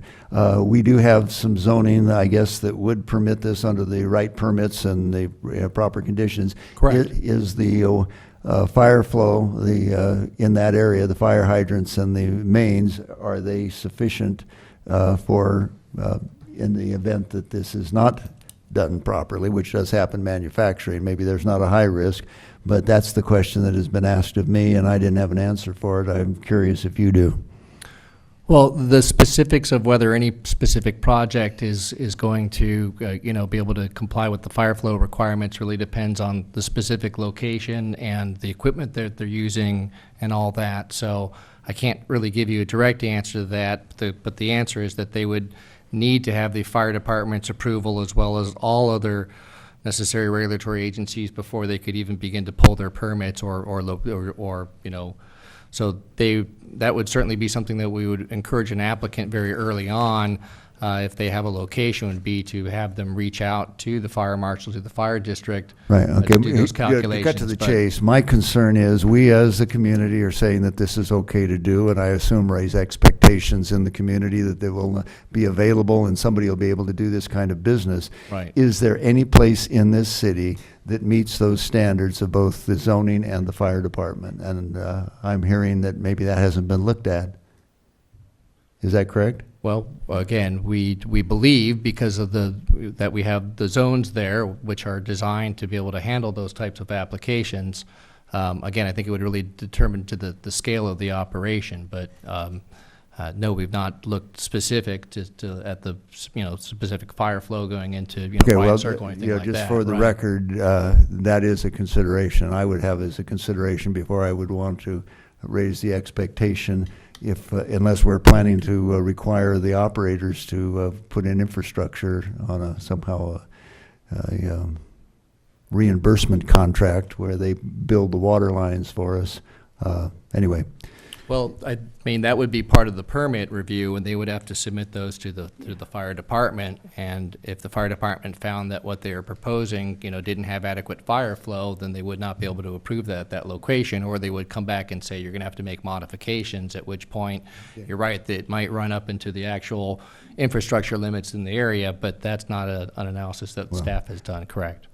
My real point is there anywhere in the city where we have sufficient infrastructure for fire suppression that would allow this kind of activity? I don't know that we have any distilleries in town doing it, or things that have a distillation process or something that has potentially vapors. No, not that I know of the top of my Okay, head, well, right, I think right. by now everybody now knows what the risk is. If I was in business, I'd check that out first, regardless of what the ordinance says. Well, Mayor, just to add on to that, first of all, any facility in the community that has boilers has a closed system. Right. So we might have those already. I'm not sure where. Well, that's explosion. But that's what I'm saying. And if I remember correctly, in the last discussion, the class 7 is out of sky, or type 7 is a closed system. And to date, there has not been any explosions, but I don't know how long these systems have been, been around, but that's all I was trying to. Not being a trying to fire ease your mind a marshal, little but bit. there's a difference between an explosion and steam versus a leak and explosive vapors. But the other it can be question worked out after the fact. It just Well, seems the other like we do question it I had backwards. is, on the original permitting of the 3 facilities, did they go through a plan review? Plan review? Absolutely. On the original 3 facilities? Did they submit a plan? Did they go through a complete plan review? Yes, they did. So Planning and zoning, as well as review with the city manager's office and the police chief as well. So any future manufacturing or any addition to an existing permit would have to go through the same process? once again. Absolutely, Yeah. correct. And that's where those determinations would be made, Yes, that's true. that the mayor's Specific to talking the about. application. Specifically Yeah. to the square footage, the number of facilities and so forth. Correct. I guess this is more than just one central kind of manufacturing lab. This is the micro, whatever it is, the vertical integrated something or other that we're dealing with. Is that what you guys are talking about? Because we don't have 3 permits for labs out there. Yeah, no. Well, I think that's where the micro comes That's into. type 12. Is a micro is one of the businesses that can be allowed to one of the to the existing permitted distributors of cannabis. That's the difference, I think, between the brewery, but micro and manufacturing. Manufacturing is a standalone facility, correct? Correct, right. And micro is applied to someone that has an existing right to The way distribute. that this is structured, that's correct. And the micro business is, well, it's, I don't want to say farm to table because it doesn't include the cultivation part of it. But it does allow them to do all those, I don't have the definition. With one here in front of me. exception, the microbusiness, under the state's rules, they're only permitted to do manufacturing types 6P and N, meaning they cannot use volatile solvents. Right. Right. Standalone manufacturing permits can, Right. but not a Type 12 microbusiness. And to answer the mayor's question, Type 12 microbusinesses are indeed the vertically integrated businesses that have been mentioned in past council hearings, where you have under one roof everything except cultivation in the same facility. And then I just wanted to go back to Bill's statement about right now what's before us are 2 manufacturing. So we are looking at a manufacturing standalone, or 2 manufacturing standalone, or 2 micro, or 1 micro and 1 manufacturing. That's what I'm As written. sensing as written. As presently structured, yes. Okay. Which And I of would like course to is- suggest before we get into deliberations, we hear from the public. Right. Okay. Great.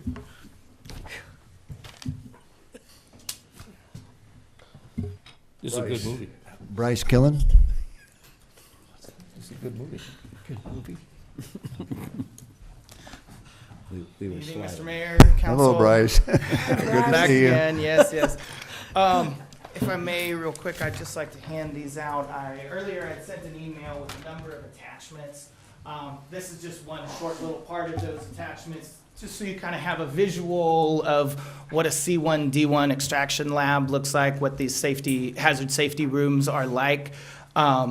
I wanted to specifically, I know safety and fire safety is a major concern of everyone in the community, so I wanted to just address how a Type 7 manufacturing facility addresses those safety concerns. All of this is driven by state regulations, as well as just simply best practices. Operators don't want to blow themselves up, and so they take great care in making sure that they actually comply with regulations.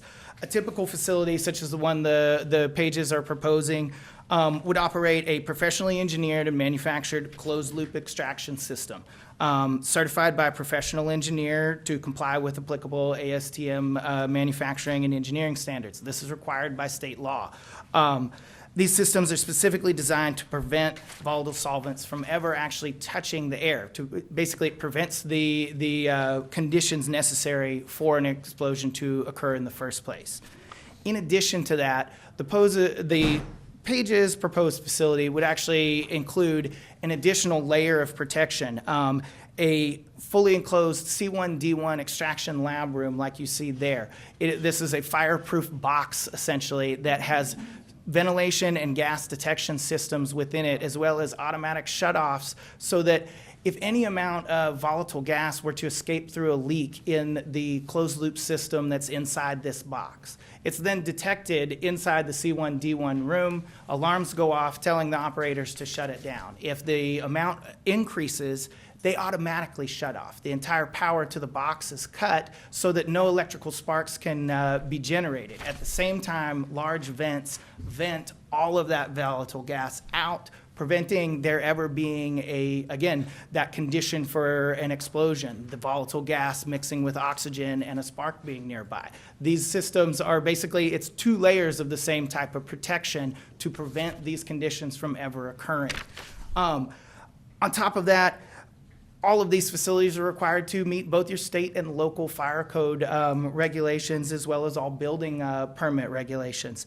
The pages have actually considered, based on your proposed regulations and the requirement of potentially additional fire suppression systems, other foam-based systems that are specifically designed to deal with these types of solvents, so that, because again, this wouldn't be a typical fire. This is more like a chemical fire if it were to occur. And so there are lots of safety systems available that can contain these. This is not an open blasting operation, and this is not a bunch of college kids standing around in the backyard with butane and a blowtorch, which I understand is why we have the fears we have, okay? Right, I mean, and I'm not I making light of it. I recognize our building safety, our fire marshal will deal with that, but when those systems, not your system, not what's being proposed, don't work, that's the reason why we have fire suppression issues. And we just took over, Casitas Municipal Water District just took over a water system that has been buried in the ground for a long time, and they are discovering all sorts of things where they couldn't get water where they thought they were needing it.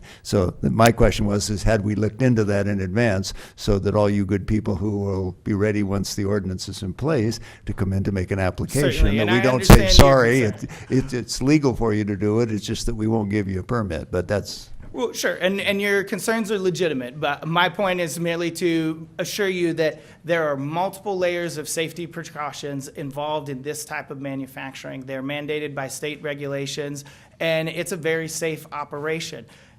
Nothing can be perfectly risk-free, right? But as Mr. Summers said earlier, you mitigate those risks as best you can, and these operations can be done safely. And so just want to thank you all for all your hard work on this ordinance. We're definitely in support of the ordinance that you've put forward. And if you have further questions about safety or anything else on it, please feel free to contact us. Thank you. Thank you. I had a Steve safety Quillisi. question of this gentleman. Hey, we have a question. I had a safety question. A safety question, I think that we should be asking that of our staff in the fire department, but okay, go ahead. I'm just curious about, are the fire suppression systems in these modules actually water? Or are they other systems other than water? Well, so the primary suppression system is actually the air ventilation system, because it's about getting the gas out so that there cannot be a fire in the first place. Right. And then the actual interior suppression systems are various options that the operators can purchase, but generally that system is then going to be based on what are you operating inside of this box and what are your needs, because obviously certain chemicals water will not do, and so Right. they have to be foam-based. Okay, Or thank some you. other chemical. Okay. Thank you. Steve Quillisi. And Jeff Kroll, you're on deck. Thank you, Mayor, Council, staff. I'm here to urge you not to adopt this amendment to the ordinance. When we first saw the legalization of medical marijuana here in the city, it was very clear that the council said, medical, that's fine, adult use, no. Then in June, suddenly that changed. I've watched the council session. I cannot help but feel that the purpose of that change was to protect the economic viability of the 3 licensees who have distribution centers.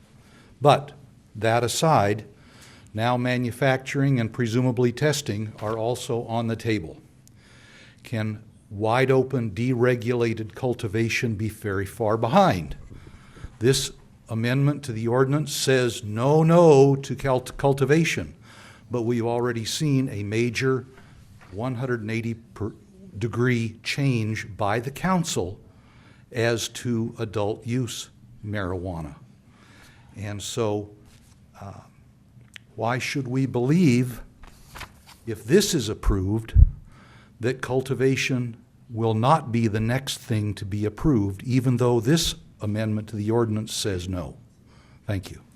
May I ask Thank you, a Steve. question of the speaker? Oh, see, you have one moment. I hope ma'am. you'll take this in the right spirit. Are you also opposed to vineyards and more wineries? I don't think I'm opposed to vineyards. Okay, I just was sure. asking. Pardon me? I was just asking. I was just curious. Are you asking It's a if I philosophical am question. congenitally opposed to living, growing plants? Yes, I am. The answer is no. Okay, thank you very much. Thanks, Steve. It was a trick question. Jeff Kroll's up, and Bill Page is on deck. Good evening, City Council, Captain Fryhoff and McCleary, and also Mr. Summers. First off, some of you know my background. I built, when I worked at Northrop, the clean room for the MX Peacekeeper missile. I also built most of the test equipment for the B-2 bomber and 11 other weapon programs.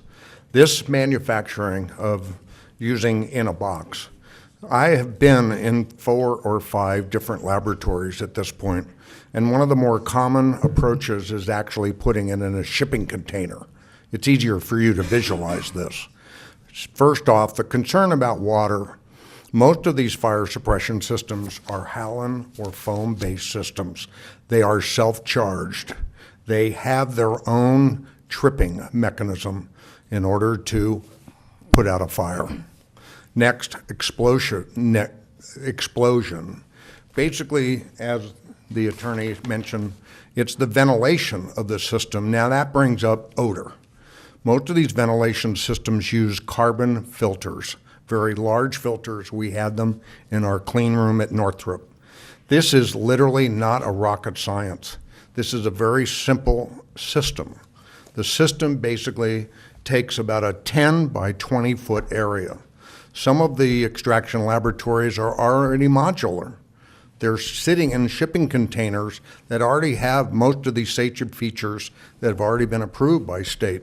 These modular systems are basically brought into a warehouse through an open-sized door and hooked into the power and the security features.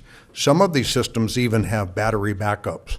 So if the power was to go off, they're self-regulating and self-sensing. This is really a very, very simple system. We're making a molehill out of a mountain. I mean, a mountain out of a molehill here, sorry.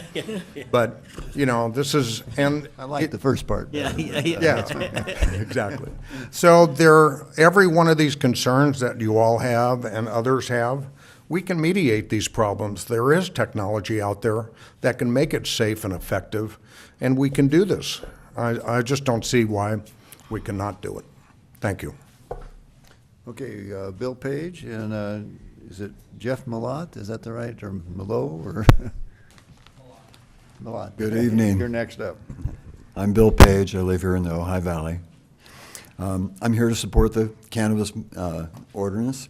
The state has issued its cannabis manufacturing regulations, and they're thorough, to say the least. Getting through the licensing process is daunting, as it should be. Section 40-262 of the state ordinance regulations talks about the master manufacturing protocol and how nothing is left up to the operator. There are standard operating procedures for everything. There are even checks on the standard operating procedures. Some of these include record-keeping SOPs, track and trace SOPs, security and emergency SOPs, good manufacturing practices, production and process control, inventory control, and cannabis waste control, to name a few. But I'd like to address the fear of Type 7 extraction. Section 40-222D says, quote, the extraction operator shall be approved the extraction operation shall be approved by the local fire code official and shall be operated in accordance with all relevant state and local requirements. We trust that the state has well examined the safety issues of Type 7 extraction processes, and we trust the local fire officials to not pass a facility until it is safe. We will run a safe and secure operation. Thank you to the staff for all your efforts and your time. Thank you. Okay. Jeff, and Bliss Page is on deck. Good evening, Mayor, Mayor Pro Tem, Council, and staff. For the record, I'm Jeff Malott, CEO of Ojai Greens, born and raised in Ventura County. As a cancer survivor myself, I can't thank you enough for allowing cannabis into our community.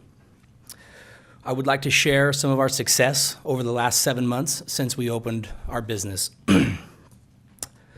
We have created over a dozen full-time jobs, served over 16,000 patients and customers, generating over $1 million in gross sales, and have collected and paid $250,000 to the state of California in taxes, excise tax and sales tax. With all we have accomplished, and all of that foot traffic have been without incident. Not one complaint, one infraction, violation, or public nuisance complaint.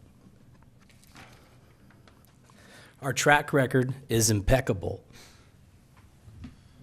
We also have established a great working relationship with Mr. McCleary and Chief Freihoff, and we thank you both for that. We have become a pillar in this community, in the cannabis community, in Ojai and its surrounding communities. We have reviewed the new proposed ordinance and are very excited that we're moving in this direction. Excuse me.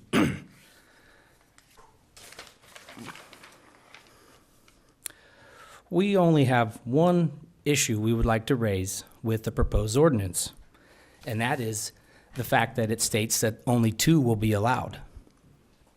We strongly recommend an amendment to allow all 3 existing licensed dispensaries to have the opportunity to apply and, if qualified, obtain a micro-business license.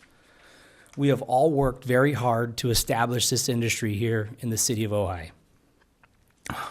All 3 dispensaries should have the opportunity to grow in the industry without being singled out and held back due to a limited number of these micro-business licenses.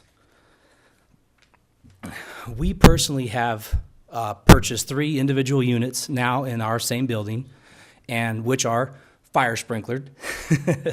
And we are perfectly positioned to operate under the 3 categories of a micro business: retail, distribution, and type 6 manufacturing, not type 7. We are very excited to be a part of this and are looking forward to the future with the equality for all stakeholders involved in the cannabis industry at this point in time.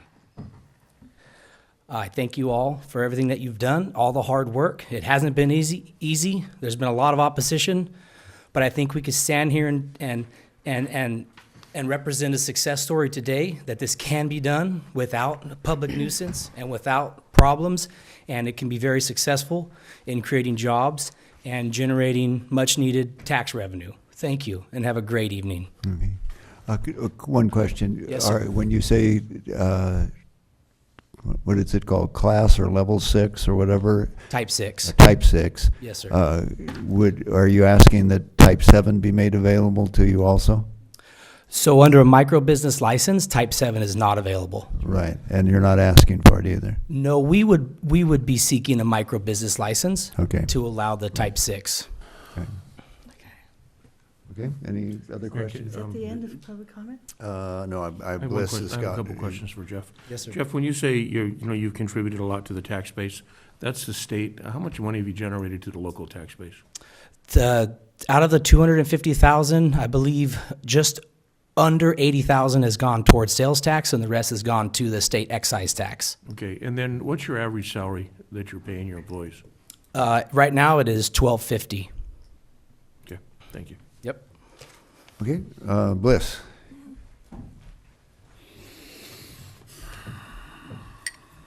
Good evening, everyone.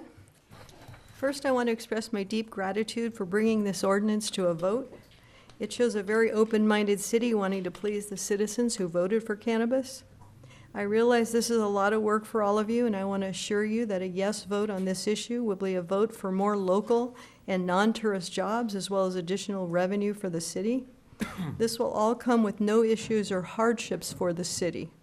The vote to allow dispensaries was a difficult decision for you, I'm sure. The fears of what might happen were pretty strong, and none of them came to be. The same will be true for manufacturing, which has been studied by the state for years. Based upon the experiences of other manufacturers in legal states, there have been no accidents, explosions, or fires that I'm aware of.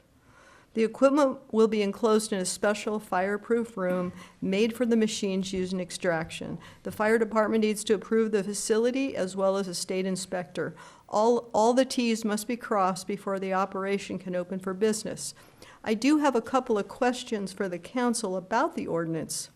Will manufacturers who only engage in extraction be required to become certified food handlers and food safety managers? And what certification would be required for an extraction technician, and what accredited body would provide that certification? Those are just two questions. I know new things sometimes bring fears. Rest assured, if this wasn't a completely safe business, the state and many cities would not have approved them. Some of the local jurisdictions who have approved Type 7 manufacturing in this area are Santa Barbara City, Santa Barbara County, Lompoc, Goleta, Port Hueneme, Long Beach, Los Angeles, Grover Beach, Hollister, Santa Cruz, Seaside. I hope you will also approve this ordinance and open the city to another business, bringing in revenue and hiring local workers. Chelsea asked the council to support Type 11, self-distribution. We mentioned this in an earlier council meeting. Our interest in self-distribution is we have that interest in that also, and hope you can add this to the ordinance. Thank you. Okay, those are all the cards I have. I have I'm sorry. That's a, Okay. Susan? I have a credit. I haven't spoken tonight. Yes. Okay. But is the public comment closed? Is for On this topic? Oh, no, sorry. Okay. Okay. Thank you. Do you have to close it? Well, it's not a hearing, so Oh. there are no Okay. more cards. Public comment is done now. The Okay, council now we're may- deliberating? Yeah. Okay. All right. So what I want to say is I thought the staff report was excellent and the ordinance, very good. Thank you. I've spent considerable time looking at the state portal on cannabis regulations, Santa Barbara city and county regulations, and I urge anyone who has concerns to look at those portals, because that really addresses any concern any citizen might have. To be frank, I'm more concerned as far as fire goes about the homeless people camping in the hills and making a fire, as it gets colder. There are so many other issues with fires that, including the big one, the atomic bomb. To be frank, I feel that all the issues that citizens have come to me about fire have been, from my perspective, they've been addressed.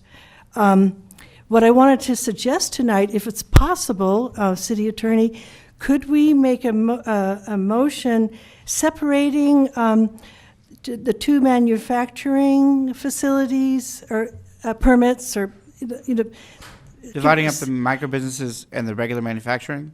Yeah, actually in a motion or just in our deliberations? I thought it might be because, issues have been raised that You can certainly make a motion to that effect, either dividing up the allowing one, prohibiting the other, or allowing both, but setting a different, for example, numeric limit. Yeah, because I want to have council deliberation about the numeric limit. First I had it in my mind too, but now there's a question in my mind about possibly allowing more just for the micro business, not for the manufacturing. And, so that's one thought. And that's all for now. Yeah, go ahead. Oh, through the chair. What was that? Somebody shooting at us? Yeah, Bill. A couple points I wanted to ask about. Number one, yes, I think that sentence, only 2 licenses for commercial cannabis manufacturing or microbusiness shall be issued. obviously needs to be changed. I don't think the implication is that only 2 can be issued. I think the intent was up to. So that's one point of wordsmanship. But the other point, I think, is that I certainly would be, I'm going to, if we get to the point of making a motion, I would be in favor of simply modifying that sentence to say only up to,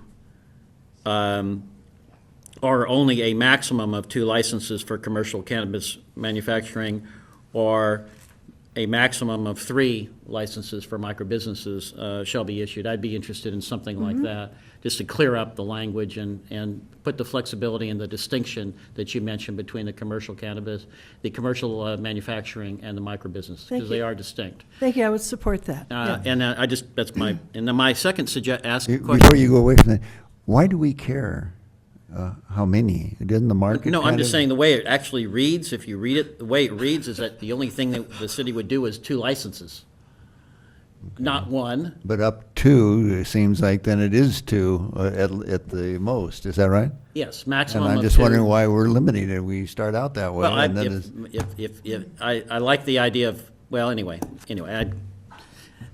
I actually think it makes sense to do a reasonable limitation. Oh, I like hearing that. yeah. And Mr. City, sorry. But I had one other point I just want to get clear before we move on. And that's the issue of timing. We had this memo about the state will cease issuing temporary licenses on December 31st of 2018. And those that have been issued will expire on their termination dates, but there's basically a safe harbor if they're issued. So if we actually want to do this, we're going to have to offer our people the opportunity to apply and obtain their licenses, I believe, before December 31st, if I'm not mistaken. Well, let's hear from the city attorney. He I'm looks not sure that's puzzled, and correct. I have They no could idea certainly what- I'm trying to apply. understand I'm trying to understand. Yeah, I'm happy to review the material you've. And if we could, the reviewed, reason but- I just want to understand exactly if we have to put some kind of deadline for the city manager's work to be done, particularly since ordinances take 30 days from adoption to be effective, and where this is just, at best, would be an introduction, then in 2 weeks, we would have the adoption at best, and 30 days after that, and we're running into the end of the year. I just wanted to understand that situation. Happy to take a detailed look at it. My understanding is that the state will cease issuing the temporary licenses, but they will still be issuing regular licenses after that, and both provisional licenses. The issue will arise if a licensee is unable to secure a full state license fast enough, they may be in trouble, but. Well, if you could just read that before Yeah, we happy to finish the clarify. debate. And then one quick other question, is there anything that prohibits, if we did adopt something along these lines, for the city manager to be promulgating rules before, and have them ready in place before the ordinance becomes effective? If the council so directs. Okay, thank you, just wanted to. Okay. Mr. Mayor? Yeah. I'd Paul. like to make a motion. I'd like to introduce an ordinance modifying the city's cannabis ordinance to allow for the permitting and operation of the cannabis manufacturing microbusiness facilities as presented by staff with the following modification in section 4-26.08A, in which it will say a maximum of 2 licenses for commercial cannabis manufacturing and a maximum of 3 microbusiness licenses shall be issued. Okay. Second that motion. Thank you. Can I ask a question about the motion? What about type 11, self-distribution? Could we add that to the motion? Is that too? You can is make that, a motion to amend the motion. First I have to ask the city attorney, would that be permitted? The city has the power to do that, yes. Okay. We haven't studied type 11 in detail, as that wasn't part of the council's prior direction, Okay. but it's within your power. Okay, so I'm not sure how to handle that. I'm not, I don't feel I have information. Okay, but we can wait and amend. Okay, You always have the power to Okay. amend the ordinance, Okay. more or less at will. then I won't bring that up right now. And Mayor Johnson, I assume that Mr. Blatz's amendment, motion includes the previous stated typos and Yes. corrections. That's correct. Yes, okay, good. All right. Are we ready? Okay, so we have, what, Paul, would you restate your motion? Yeah, my motion is to approve the recommendation with the following changes. that we're going to allow a maximum of 2 licenses for commercial cannabis manufacturing and a maximum of 3 micro-business licenses shall be issued, and all of the other typos to be corrected. Okay, is there a second to that?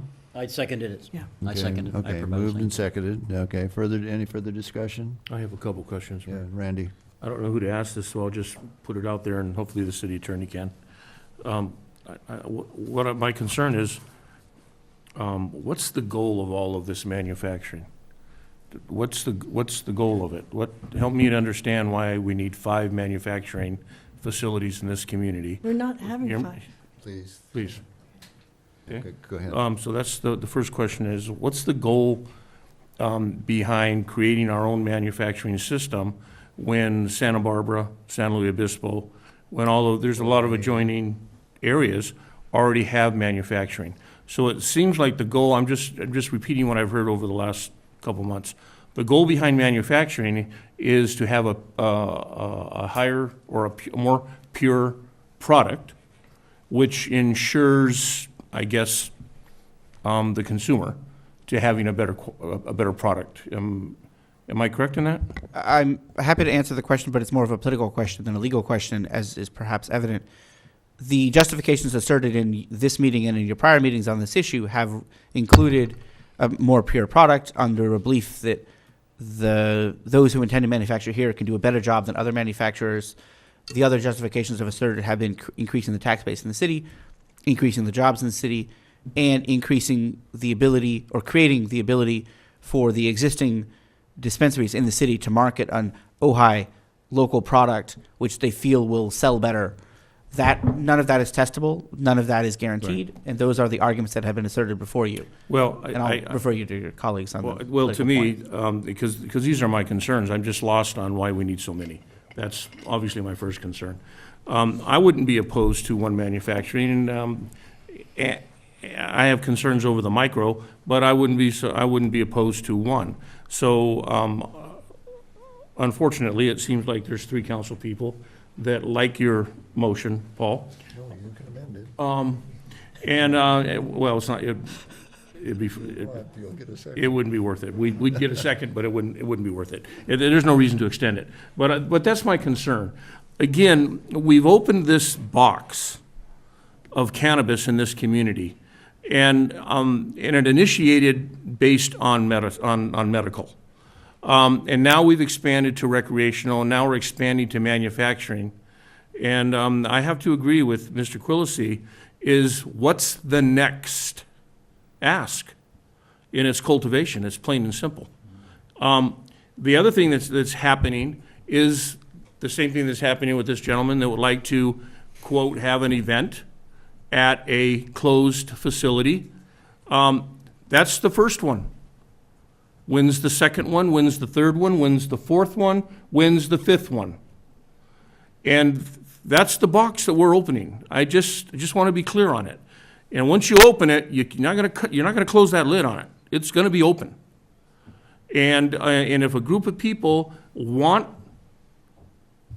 to take it to that next level, then they'll probably look at who they want to run as a council person or get enough council people on here to do that. Yeah. So I'm just saying, I'm just saying, I get it. I just think that I just don't see the sense why we need so many when we already have so many. And that's my concern. Okay. Like I said, I'd be more than willing to support one, maybe one micro. Okay. But I have a very difficult time with 3 and 2. Mr. Mayor, if I could comment. Well, it doesn't say we have to have 3. It doesn't say we have to have 2. It says we're going to have a maximum of that. It's a business decision whether you're going to do it, and if they make the business decision and it's not a viable business decision, well, they're going to pay the consequences. But I think by saying 1 creates a monopoly for one individual or one company, which I don't particularly care for. 3 doesn't seem to be out of line because we have 3 dispensaries right now, and we're limiting to 2 commercial manufacturing. I'm not even sure I like limiting it to 2, but my motion said 2. I just think saying we're going to have 1 gives one person the opportunity to do it. And to me, that's a restraint on free trade. Well, I would move that we have one. Is there a second to that? Because I don't have a problem with, trying to do it and to do it well. Just, which, to 2 or 3? I'm speaking to the Well- council, but thank you. As opposed look to at me. 2. It said, Paul said that he would have been okay with 1, so I was giving him the opportunity to make it 1. I didn't hear him say that. No, There's- Mr. Mayor, I said, He didn't say Mr. that. Mayor, I said I had a problem with having only one. Oh, okay, so that would be no second then. Thank you. Hey, can we have a roll call Just, vote? not yet. I have one other concern too, and I'll look you all in the eye and say, one of Supposed to do the that according to goals, protocol. one of the goals was to create high-paying jobs through this business. $12.50 an hour is not a high-paying job. And without condemning anyone for their business practices, but I think you really need to rethink your business practices. And you look at the limitations and you look at the money that you're generating and ask yourself, you as an owner, are you taking the greater percent of this? And there's a reason for that, but why aren't you sharing a part of that with your staff and your employees? And I know that we can't mandate that, but I would ask you as a business person, based on all of the representation that I've heard over the last 6 or 8 months. Talk to your colleagues. I know, I'm just, Can we fact check what Randy's saying? Please. so. Go ahead, Randy, but So, just talk. having said that, that's all I want to say to the folks out there. But you- Think about it. Okay, stop saying that. Okay, to the Mr. floor. Mayor? There you were in violation. To the staff, to Mr. the, Mayor, Mr. Mayor, Okay. you guys can Okay, respond to my $12.50. Okay. Yeah, If you okay, think that's a fair way. please, Hey, your wait, testing, wait. please, okay. through the chair, calm down, everything's good. You guys, we're not here to lecture the audience, we're here to discuss the thing and not people's business practices. It's been said, we will now continue the deliberation amongst the council on the issue before us, which is Okay. not livable wages or these other things, Yeah, even though there was a but- good point. Mr. What? Mayor, I respectfully request that we fact-check what Councilmember Haney just said. Otherwise, the public is left with a wrong impression. The public can draw their own conclusion. Okay. We are not discussing wage But levels. you allowed him to He to has say said- all that. One statement, Mayor? Okay, if this is, okay, is there any objection to the council if we have Jeff come back up and, okay, quickly, yes, since you were identified, or. With no disrespect, we are a retail store. So most retail stores pay people minimum wage, and the amount of costs that we have incurred to run a successful business that we have, we are operating on the thinnest of margins. And the reason why we are is because Ojai Greens believes at giving the people the medicine and the cannabis that they need at the lowest affordable price. Okay. Thank you. Have a great Thank evening. you. Okay, we are, happy fingers, okay, thank you. We are not debating macroeconomics or wages right now. The issue is whether or not we are going to have this ordinance to allow people to do certain activities. My concern about it is that we didn't do the first 2 steps, but that may not be, a stumbling block. Between now and the next time this comes up, I plan to talk with the fire marshal, the building department, and the water department, just to get an idea, is there some place in town where this will be safe? I realize that the state laws and the building codes and all that make things safe. But that doesn't mean that they are fail-safe. They can fail, and I'm not concerned so much about the explosion as to fire that can spread in buildings when you have these things.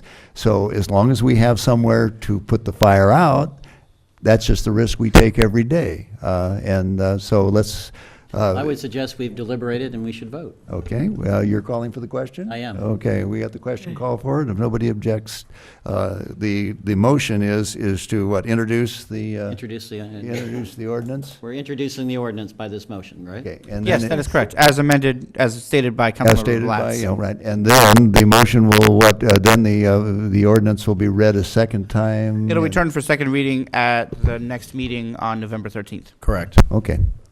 and then take effect 30 days thereafter unless Okay. subject to referendum. Okay, and so that gives 2 more bites of the apple and more time to get information, and we'll move the process along. Okay, if there's no objection to a vote, or to take a voting on the motion, proceed. Councilmember Wyrick? Yes. Councilmember Francina? Yes. Councilmember Blatz? Yes. Councilmember Haney? No. Mayor Johnston? Yes. But I plan, don't take that, that's not a final yes. That's just saying, let's move the process along. Okay, very good. We get another chance to talk about this shortly. Thank you very much. This was actually kind of helpful for me. Can we take a 5-minute break? Makes no fucking 2 minute, 2 minute? Okay, we're going to take a 2-minute break. The reason I'm asking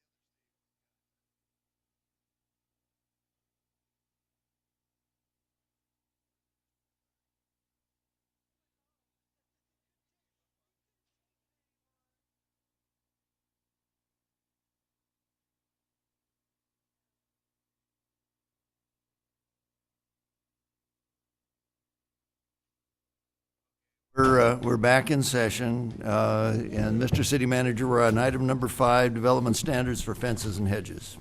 And bit of a change of topics here tonight. I'm going to ask our Luke Connolly, our Community Development Director, to come up, and he has I promise, a brief presentation with just a couple of illustrations to help highlight the points here for the discussion. Mr. Connolly. Thank you. Nice to be here. Thank you, Mr. Mayor, council members. It's always tough to follow a cannabis discussion, so this was probably a little more mundane than that. And Oh, you don't know Ojai. I'm more mundane? Oh. trying to be optimistic as I start out. But I will try to be brief. I know this is a topic that's very visual, that you could probably show slides at length. And some of the few slides I have may look familiar from a Sargent Town planning exercise from a year and a half or so ago. So we just wanted to take some of those photos to try to illustrate some points. So fences, walls, and hedges. These are largely treated interchangeably by the Ojai Municipal Code, and obviously a lot of them have the same functions. Essentially define property boundaries, screen potentially incompatible uses, create privacy. So they largely have the same function. And in regulating them, you really come down to two major issues. So the first of which, public safety obstruction of right-of-way, I'm not going to talk a lot about tonight. It's largely a code enforcement exercise. I mean, this is essentially where you have a visual impediment that can create a real safety hazard, generally at corners and intersections, or you've got, say, a hedge or something that's constructed in the right-of-way and is literally a physical obstruction, creates a barrier. Grab this as I go on here. You've also got the community character and design issues, which is probably really the problematic issue and the gray area where we're kind of wading into. Some of this is quantitative, some is qualitative. Ojai's regulations really are regulatory. They're quantitative at this point. So when we're talking about community character and design, then we're really looking at the interface between, say, the public right-of-way and the front yard. The discussion tonight's really what's generally going on in the front yard, generally in residential areas, and generally close to the public right-of-way. You're really balancing issues of private property owners who want privacy, some to lesser or greater degrees, and trying to maintain neighborhood character. Ojai's an older community. It's got a lot of traditional design methods where you're used to seeing a front porch, a front door. You see what your house looks like. Over time, a lot of communities have had people come in and essentially wall off their properties. So that's really the balancing of the issues you have, is that public and private character. Unlike the safety issues, this is primarily a design and neighborhood preservation issue, not really one of enforcement. This I wish was a little bit bigger, but this is straight out of the code, and it's, I believe, attachment A, just to illustrate the first point of the safety issue. This is a corner portion of a corner lot. Not going to dwell on it. Essentially, that hatched triangle area, that's an area of visibility you want to maintain. Essentially, this is to keep nothing over 3 feet, hedge, wall, fence, or any permanent structure from being in that area, because you don't want to have visibility problems that are a safety issue, particularly where you have cars intersecting with bicycles or pedestrians. Again, this is this 25-foot triangular area, which we'll turn up in another slide, but again, I don't want to dwell on what's really a code enforcement or a safety exercise. The existing regulations in Ojai, and again, these are all really code-driven, not guidelines. Fences, walls, and hedges in the front yard or front setback area are limited to 3 feet in height. The fences and walls, but not hedges, have a similar constraint where you have a 5-foot setback from the right-of-way. So this is generally a sidewalk. Hedges are not subject to this. But again, you've got a 3-foot height limitation, 5-foot setback. So you've essentially got a low wall or a low hedge. It's got to be set back 5 feet from the sidewalk. This is regardless of whether it's a solid masonry wall, brick planter, or say an open split rail or picket fence. So all these things are treated similarly. This is probably the most problematic area of the code, where you can find many examples walking around Ojai's neighborhoods of people that have what would be considered a low, attractive open fence. It's at the property line. That's not allowed by the code. So that's probably really the fundamental open question, or say a quick code fix that could be done for something that is a common issue, say for people coming in at the counter who want to build something simple. The setback or yard area for fences, walls, and hedges, is my understanding this has been kind of a problematic area, how you determine it. Generally, when you say a setback in a front yard, people think, what's the minimum required setback? So like an R1 zone, you'd have a 20-foot required setback. In terms of looking at fences, walls, and hedges, though, your setback, where you have the 3-foot height limitation, is really that yard area. So if your house is set back 20 or 25 feet, that's your yard area where the 3-foot height limitation applies. Now, you have examples where people have a setback maybe twice that far. Their home is set well back from the sidewalk. In that case, the front setback or area where that 3-foot height limitation is in play would be twice as great. Could be 50 feet. And this is largely going to keeping that area open. So regardless of where the house sits, if you want visibility up to somebody's home, you don't want the fence or the hedge to be the prominent feature of the property. I think there could have been some confusion on this. I know I've heard discussions where I think people have focused on a minimum setback versus that. And we also have a diagram on the next slide that shows that. That's also your attachment B. Again, to keep in mind, since this is a code requirement, not guidelines, the code really is focused on height and location, not design and materials or any sort of architectural compatibility. This is the diagram I referred to. Again, I wish this one was bigger as well. It doesn't seem to be working, but this is the front setback area we're talking about here. So when I say your setback or yard area is essentially this area from the street to the closest wall of the house, whatever that distance is. So if you're putting a fence, wall, or hedge within that area based on the code requirements, it should be 3 feet or less in height. Regardless, again, could be 20 feet, could be 50 feet. Before you move on, can I ask a question? Sure. And are, you know, this section would be easy to fix, as you said. Are we doing that tonight, or no, we're not, right? The council won't be introducing any ordinances tonight. Rather, tonight the ask is for direction as to adjustments or amendments or policies to be drafted for council consideration and planning commission consideration in the future. So what we're looking for is direction, what you want us to bring back to you. Including some details? Yes. Okay, okay. Right, if I could just jump in, I won't deviate from this too quickly, but yeah, if there's short-term fixes or long-term, obviously a lot of this could get folded into a general plan update and most likely will. But if there are short-term fixes that could more easily be done, I'd be happy to hear those as well in terms of getting direction. Okay. I just included, some of these slides were taken from the Sargent Town Planning exercise from a year or two ago. They may look familiar. Just want to run through them as examples here. So here's a streetscape. Again, traditional neighborhood, similar to some areas in Ojai. You have, you know, your white picket fence comes within a couple feet of the sidewalk. You've got a little low planter area. I think most people would consider this a pretty attractive streetscape. Based on the current code, that fence would have to be set back further, 5 feet, as well as that low planter area. So this is the sort of issue I talk about. I don't think that kind of streetscape is going to get much of a negative reaction from people. Under the current code, though, you wouldn't be able to build that. And that even assumes the fence is 3 feet high. Mm-hmm. Whereas this one, which is probably also considered an attractive front yard, but assuming that open area from the sidewalk is 5 feet, there would be no issue with it at all. Again, it's an open fence, low, but because of the 5-foot setback and it's landscape, there'd be no issue with the current code requirements. I'm sorry, Lou, can you go back to the other one? Sure. Because you just said the other one, if the fence was back 5 feet, it would still have a problem with the planter bed in front of it. Not if the fence was back 5 feet. I'm assuming it's more like 2 feet where it's I knew that- closest. Yeah, I got that part, that the fence had to go back, but then I thought you said because of the plants in that 5-foot area. You Not can still plant in that area. correct. Okay. You can let. That would raise an issue because if that's considered a wall, even though it's clearly lower than 3 feet, it's right at the property line. So that again would have to be subject to the 5-foot setback. This is one of the simple fixes. Could be a very simple Yeah. fix. Simple fix. And this is the Right. one that hundreds of people are violating. Right, but keep in mind, the 5-foot setback issue does not apply to hedges. So they would still have to be 3 feet in height, but they could be out to the property line. Right. The structural elements, though, all have to be 5 feet back, whether they're solid or transparent. I hope I wasn't misunderstood. I'm suggesting that the fence can come right up to the sidewalk, because that's what most people have, many people have. Yeah. Typically, a rail fence or picket fence like that is built out to the property line. Right. They're very, very common. I would say it's more common to have them at the property line than to have them set back 5 feet. But that's one of the issues with the code.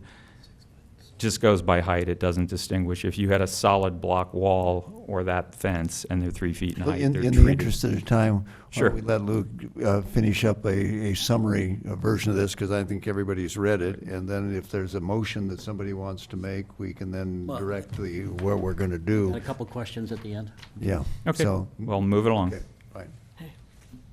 Okay. Again, here's just another example I think that people wouldn't find offensive, that say it's attractive, although the hydrangeas probably need a lot of water, so they're not drought tolerant, but I'm not going there tonight. But again, let's assume the fence is 3 feet in height, Yeah. and the hedge is 5 or 6 feet, the hedge would exceed the height limit. So just something to keep in mind is while hedges, walls, and fences have similar roles, I think hedges have a different characteristic. One, they're living, they grow, and unless you maintain them, you can have an ongoing issue if you want to rigidly enforce them. But again, this is sort of exemplifies the height issue for something that would typically be seen as attractive. Here's another one where you have a lot of elements with brick, wood, plants.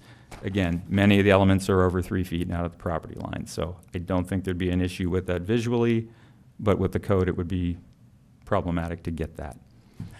This was something that Sergeant Town Planning prepared, and I just included it because one of the other issues too is while Ojai is geographically small, you do have different neighborhoods. So you've got your core area, your village mixed-use area, the neighborhoods around that at the core, and then again, the yellow areas as you get further out have a little bit different character, tended to have been built later, may have larger lots. It would be something to consider in the future that you may want to treat those differently, maybe not. But again, the character, I think, of the town core is different from what you get further out, and that could factor in with how you may want to regulate this issue. That said, I included this property in the Arbolata because you've got the house off to the right there. Really nice streetscape, really attractive. No fence, no wall, no hedge in sight. You still can't really see that house from the street. So again, this kind of emphasizes the character of the neighborhood may dictate how you want to regulate that public-private interface. Okay. This kind of raises these questions. Can fences be taller if they're, say, open and they're further set back, or if you have homes that aren't really fronting the street? Does that make you want to treat them differently? Here's another example. I also believe in the Arbolata neighborhood where, say, where you have a fence that kind of fits the architectural style. It's set back, but it's probably about 5, maybe 5.5 feet high. It's transparent, doesn't even cover half the house. It wouldn't meet current code requirements, but again, is that something you'd have a problem with that type of house? So this may be something to not take a one-size-fits-all approach where you could have opportunities for people that want to do something where the design is more tailored to their house to deviate from the code or go through some type of a design process in order to get that fence. Now this one's an example where unless they have something going on behind the fence, you probably wouldn't want to see that out at the street for too many areas. I'm not really sure that that is a front yard, but it's just an example of where you have a lot of wood, 6-foot standard fence, and that's kind of the classic site that's just screened off from the world. So, questions to consider, and I think the staff perspective, this is kind of a large global issue. I know that it's been before you before. Quick fixes and long-range things. We've got the 3-foot fence and wall height and the 5-foot setback. Is that something that is seen as necessary, where you have a low wall also having a setback? Is it necessary in some parts of the city? Just something to consider. Again, do we want to treat hedges differently from fences and walls? One of the reasons I say that is if you want to have strict enforcement, you could really have a lot of issues ongoing with hedges. Most planting material gets much taller than 3 feet. So in the front setback, you would really be looking at a lot of ongoing enforcement potentially, depending on how rigorously that was enforced. Would you consider allowing taller fences or walls if they're really set back behind landscaping? So then again, you're not really seeing the fence or wall. Design guidelines or a design review process could be something used in conjunction with updating your code as well. So that would look more at the individual circumstances of what's proposed. You could use the existing design review process or something similar to that. So let's say a person wants a taller fence. They have that option to go through a public hearing. You essentially want something that deviates from the regulations. You get more process and probably more cost. That would be another option. It included the City of Santa Barbara's regulations in there. While I just scanned through those, again, that's an example of the higher you get, the more visible it is, the more discretionary the review is. So that would be an option going forward long-term as well.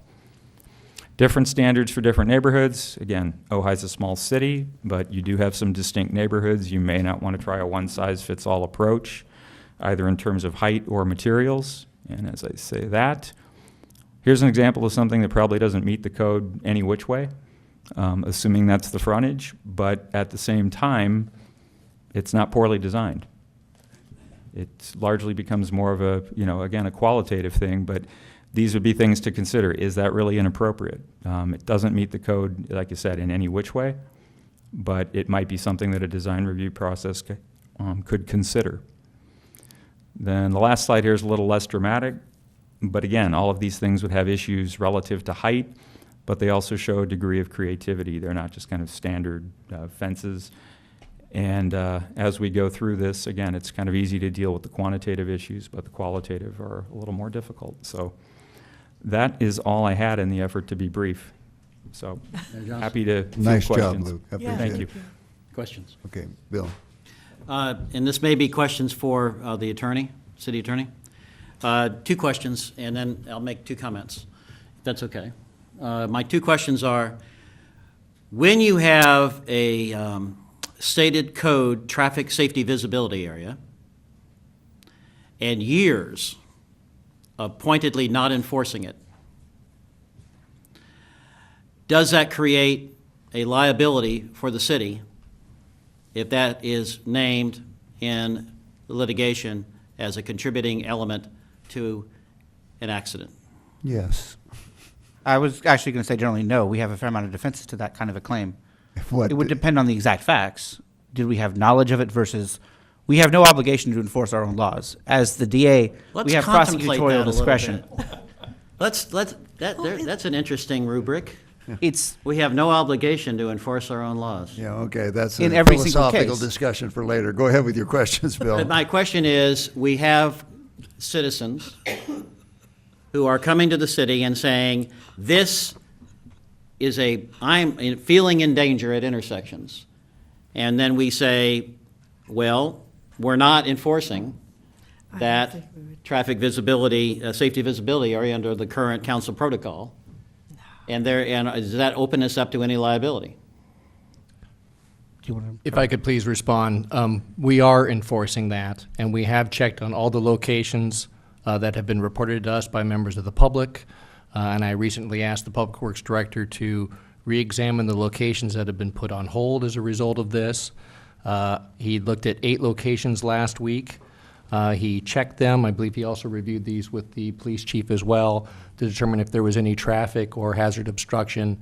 And at least in those 8 instances that I looked at, he did not find any concerns or any recommended Okay, changes. The question should be directed to what we're dealing with now, not rather than supervising Well, the code enforcement of the Well, city the reason right I now. bring it up is that in order to modify our current enforcement protocol, we will have to put that on the agenda of the next meeting or a subsequent meeting. And I think this is one of the reasons why we need to, number one. And number 2, legal question. When a fence is constructed in a right-of-way by a private property owner, how long can that fence stay there if it's not objected to before they begin to feel like they've got some kind of prescriptive right? Adverse possession is not possible against the city. Okay. What was that Well, you we- said? Becomes a political liability, but not a legal liability. Legally, adverse possession or prescriptive easements, which is the squatter's rights, is not possible against the city. So if a fence or any obstruction, any structure is built in the public right-of-way, which means it is built on the city's land, the city always retains the power to order force its removal through order of the code enforcement staff, and if not complied with, through a court order. Mr. Mayor, if I could just add, and correct me if I'm wrong, Mr. Summers, but having in that safety zone, having a higher than code fence might create some liability for the homeowner, but probably not for the city. Thank you. Correct. Well, then my On a two, fact-by-fact and my 2 case-by-case comments basis. really quickly is I'd like to see this come back on agenda quickly for action on 2 elements. One, removing the 5-foot setback thing, which I think is definitely an issue. It's an easy fix, and it's certainly within the character of our community. And second, we really need to look at, we have had a 3-year plus enforcement suspension, and we have a complaint-driven code enforcement protocol on the fences and the walls, and we are getting a lot of issues with being code violations. And it's not saying that we should not make, I'm not saying that, we should just go a whole board and, by God, we're gonna, lay down the law. I'm just saying, we're getting an out-of-control situation, and we need to address it quickly and figure out what we want to do about it, because it's frankly our responsibility that's contributed to the problem, along with the complaint-driven system. Okay, well, I don't know if we need a motion or just a straw vote, but I think what Bill is getting at is simply enforcing, safety laws, not necessarily aesthetic and, landscaping. You're talking about the corners, right? And I'm talking about the traffic visibility in particular, but I'm also looking at asking, we never suspended enforcement of fences and walls over 3 feet. Right, And okay, yet- but let's divide the question. The first question on safety seems to be a no-brainer. We have an obligation to do that for the safety of the community, and apparently we're doing some of it. If there's any doubt Well, about this that. is new, and I'm glad to hear it. Okay, if there's any I'll doubt pass about that it, we report should on. remove that doubt and then move to your next question. Yeah, and the next question is, I think we need to look at the 3-year plus suspension of enforcement and decide if we want to make text amendments and deal with the enforcement protocol, and that needs to be agendized to discuss. When I first ran, I made the point that long-term enforcement suspensions are just bad governance, and that was the case with short-term rentals. We fixed that. We got to fix this now. Mr. Mayor? Yeah, Paul? I'm not so sure that it's an accurate statement saying we're not enforcing it. I know of several instances where people have put up 8-foot fences in their backyard or side yard, and the city's gone in and made them take them down. Well, what I'm talking about is 2 things. One is we did suspend enforcement of the hedge restrictions. Correct. And we are getting more and more, what we're getting more and more is very high hedges. There are also seen people putting up wire fences with hedges on them, in some cases in the right-of-way. And then because it's only a complaint-driven enforcement protocol, we're not, it's depending upon people, bringing the issue. And I think we got a problem where we really ought to have a sort of an awareness of code enforcement and warning people when they're getting out of compliance. I'm not saying come down like a hammer on them, but people ought need to be aware of when they're in violation. And I agree in it, and I'm not sure we're enforcing the hedges. We're not. But I do know we're enforcing the fences. Okay, I'll tell you what, let's, Luke has summarized, and we have comments. I have 2 cards, and I think we're getting into kind of deliberation at this point. You're right, I'm So, Luke, do you have anything else you want to say to us? No, not Can I ask Luke a question? Is this going back to the planning commission? It will be if we say we That would wanted be a to. question. That's what he's I think asking we're us. looking for direction tonight. Okay, that's part of Okay. what you're at, okay. Okay, I have 2 cards, so Steve, you want to come on up and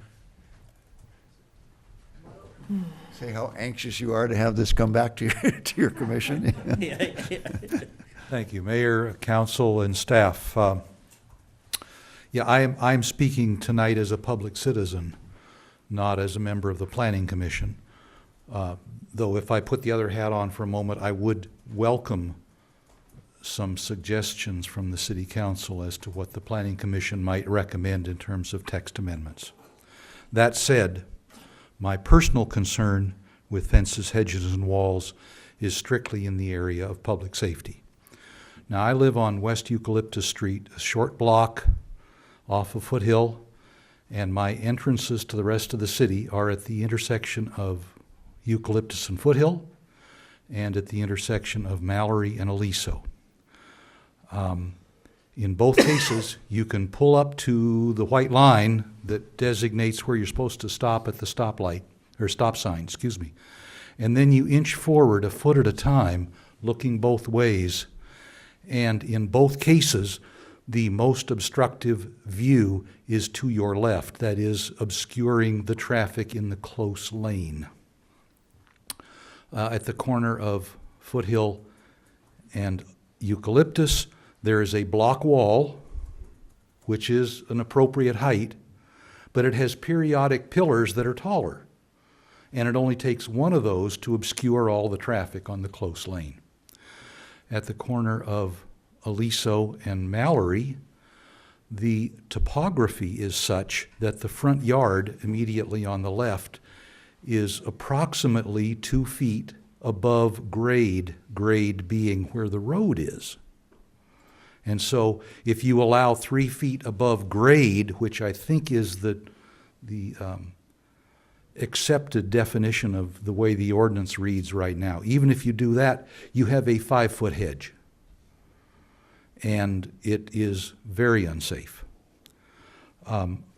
Before I go any farther, I would like to compliment the staff. This was one of the best staff reports that I've seen, and I read them all for City Council as well as Planning Commission. It was complete, it was accurate, it was detailed, and my compliments to the city manager and the staff on the report. At any rate, as Councilmember Wyrick has noted, the height of fences, hedges, and walls, especially at intersections, is currently pretty clearly written in the code, but it hasn't been enforced for a long time. And I contend that is a matter of imminent public safety problems. And I would, if you do nothing more, I would ask that you at least pay specific attention to the 3-foot high for at least 25 feet back each direction from the corner. That is, again, that corner traffic safety visibility issue. Thank you very much. Thank you, Steve. Okay, Bill Miley.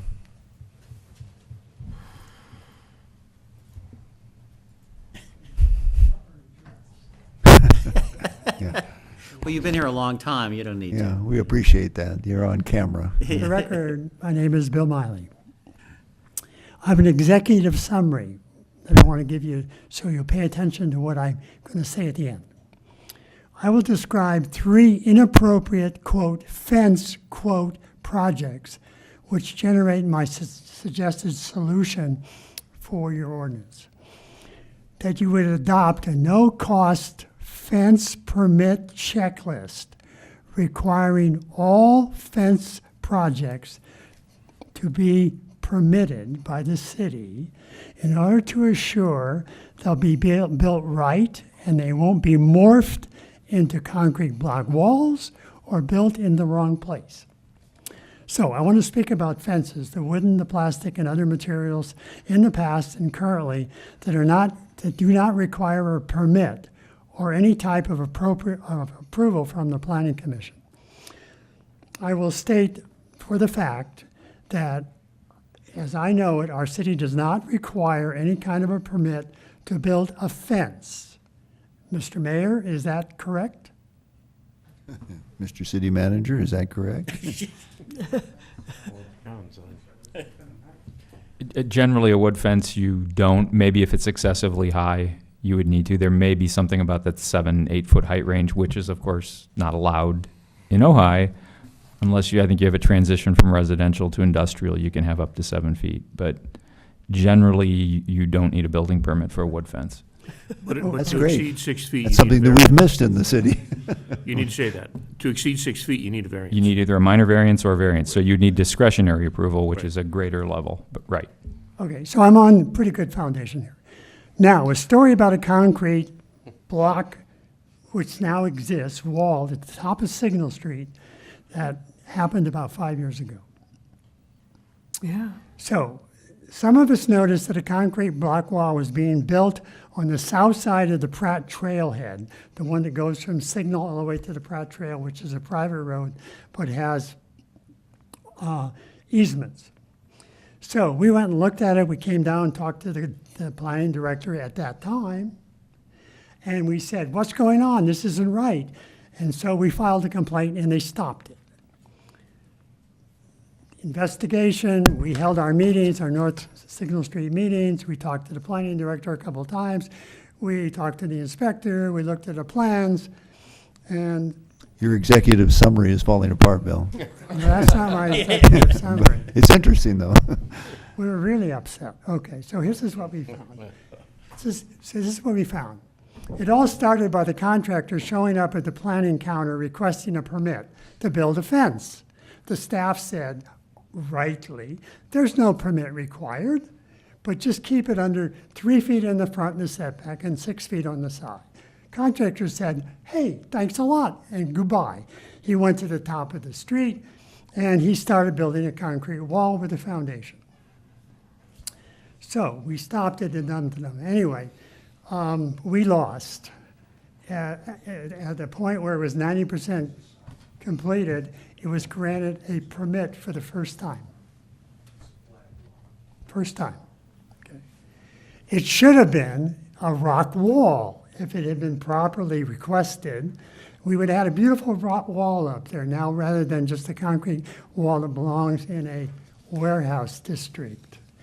We had there's two other examples I want to give. They're both on Grand Avenue, one at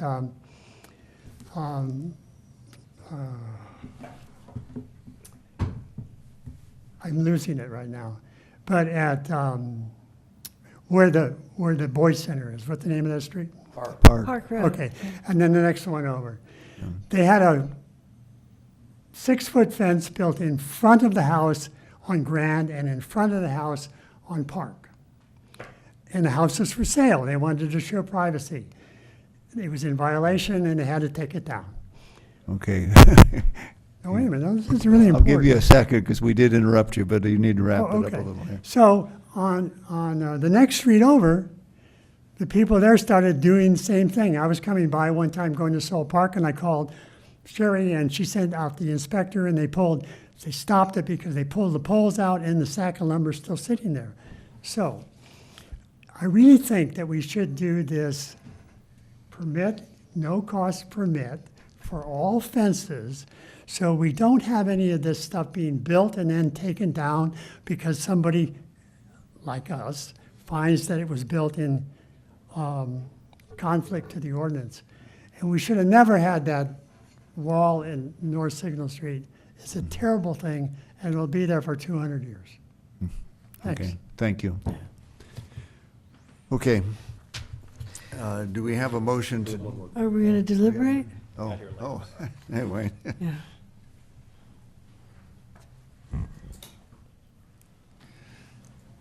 Good evening, Wayne Maynard, resident of Ojai. Glad you guys are looking at this. I totally agree with the concept of the public safety elements, issues, that should be an enforced requirement at intersections. I also want you, with regard to other portions of the ordinance, the concept of community character. I think that's important to look at, that we do have different areas. I live on Gridley Road, which is quite a bit different in character than Mercer Street or something like that.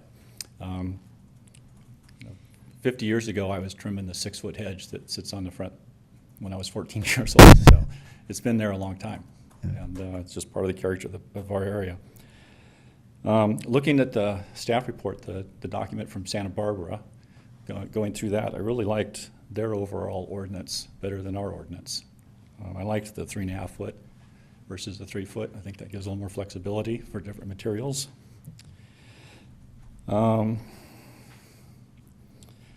I think that the setback should be from the property line, from the street line, not based on how far the house is set back.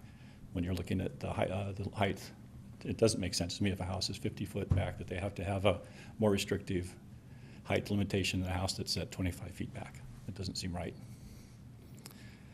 Within the Santa Barbara ordinance for front lot lines, it says that within 10 feet of a front lot line, fences and walls are limited to 3.5 feet in height. Screens and hedges are limited to 8 feet. And I think that hedges should be treated differently than fences. The other last thing is I kind of have a problem with complaint-driven enforcement. You have a condition that's been around for decades, and you get a neighbor moved in, and you don't get along with them, and all of a sudden you're getting all kinds of problems. So that's it. Okay. Mayor, I have a Thank you, question for Wayne. Randy? It's a safety question. Wayne, I was doing a project in Oxnard, and the building official told me why their fencing there is 32 inches. And he said one of the reasons that they did that was in the event of an ambulance, if you had to carry someone out of a home and there was, the gates were locked, So it was more accessible at a lower fence for a fire person or an ambulance person to actually get over that fence, and then it was easier for 2 or 4 men to lift a body up and over a fence. Is there any validity to that? Is it from a safety standpoint? Is a 42-inch fence? Personally, and from just my experience, I mean, yes, you make an argument that it would probably be easier, but I've got tools on my fire truck that can get me through pretty much any kind of fence I want to get through. Yeah. I was just Yeah. wondering, Right. you know, Yeah. if that had anything to do with who set the 36-inch standard. That's, Yeah, I don't know. Yeah. Okay, thanks, Wayne. Are we commenting now? Well, I think we ought to bring this to a Yeah, but conclusion of some well- sort. So far, I hear two things. I hear safety, which I don't think anybody Okay. should be disputing. Bill's bringing up wanting to be sure that we're not suspending our enforcement program, at least in that category. And then the other is this issue of where the fence goes and how high the fence is in the front yard. And I'd like to Okay, just move that we put it on the agenda, those questions. Could we do it by, say, the first meeting in December? I want to still add something important. And I'm just asking. I think we could shoot for that. And I'm not asking that we come to conclusion, but just, we have it on the agenda so we can discuss how we might want to change the enforcement protocol, what kind of direction we might want to give to Planning Commission. That's all I'm suggesting we do. Narrow to those three, so we have some focus when we get back together. And, Right. Because otherwise, my natural inclination is to say Santa Barbara looks good. Yeah. Why are we Yeah, I like reinventing it? Santa Yeah. Barbara. No, but, Mr. Mayor, I think he's referring to just enforcement, Well, not what we're. Well, I'm also raising the issue of things if we want, it looks like any ordinance change along these lines would have to go through Planning Commission, I believe. Yes. And we might want to give some direction of asking the Planning Commission to consider certain things, like the 5-foot setback, for example. I would like that to be on the agenda for discussion. Isn't that what it's on for tonight? Well, it is, but it's sort of broad. It's summarized Well- everything quite well, but. I was thinking of being specific about direction to Planning Commission, looking at our enforcement protocol, and we have to agendize to do anything. If I could ask a clarification question to Councilmember Wyrick, is the intention of your request that the agenda item be structured to allow the council, if they wish, to lift the 2 existing enforcement suspensions? Or decide how it wants to. Okay. You know, I mean, it's more than just lifting. We'd have to agendize that separately. It's also how we want to lift it, if we want to lift it. In other words, I don't want to deliberate on it right now, but that's what I'm. Well, you want the agenda item to be broad enough to allow you to lift them and decide Yes. how to lift them? Yes. Okay. Right. Okay, we all And okay with that? I agree, but tonight it says that we're going to discuss it, the key issues associated with establishing policies and regulations regarding fences, walls, and hedges, and give direction to staff. We can give them direction to take it back to the Planning Commission tonight. Okay. We don't have to, well, I we think, don't I think have it's. to have another one. I agree with you, Paul. I think it's twofold. I think we can send something back to planning. We could actually send back to planning that they review the Santa Barbara ordinance and our existing ordinance as one, and 2, remove the 5-foot existing setback. And we could send that to planning and Okay. have that done and brought back to us. Give that direction tonight. Right, and then the other direction has to be actually. Come to Come back council to on council. the enforcement protocol. Okay, we all good with that? Well, I want to add to Councilmember Haney's comments, something you haven't brought up is that dogs jump low fences. I spent thousands of dollars on my little picket fence, and it's only 3 feet, and it doesn't do it keeps my granddaughter from running out in the street so far. Well, that would be So a far. Planning Commission discussion. Yeah, but, so add that to we're telling the Planning Commission things Okay. that we want them to consider. I want them to consider the height of a fence if someone has a dog. Okay, Is it going to be determined by the size of the dog? Is the size of your fence? No. Obviously, I'm not expecting to have a fence in my little I yard think that's gonna. but that's it's a- usually thought of as a backyard, if there is such a thing. Not yeah. the Well, some front people yard. don't have backyards. All they have is a Okay. little front yard.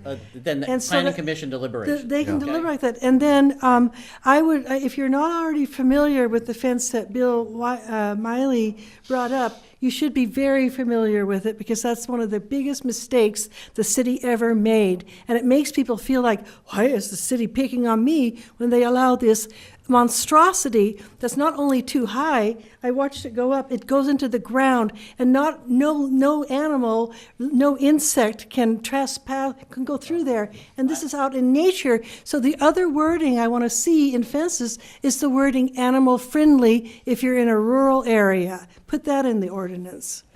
Okay, I'm sick and tired of seeing dead skunks on the road because they have nowhere to go. When people start building fences, this is a rural community, and this needs to be considered.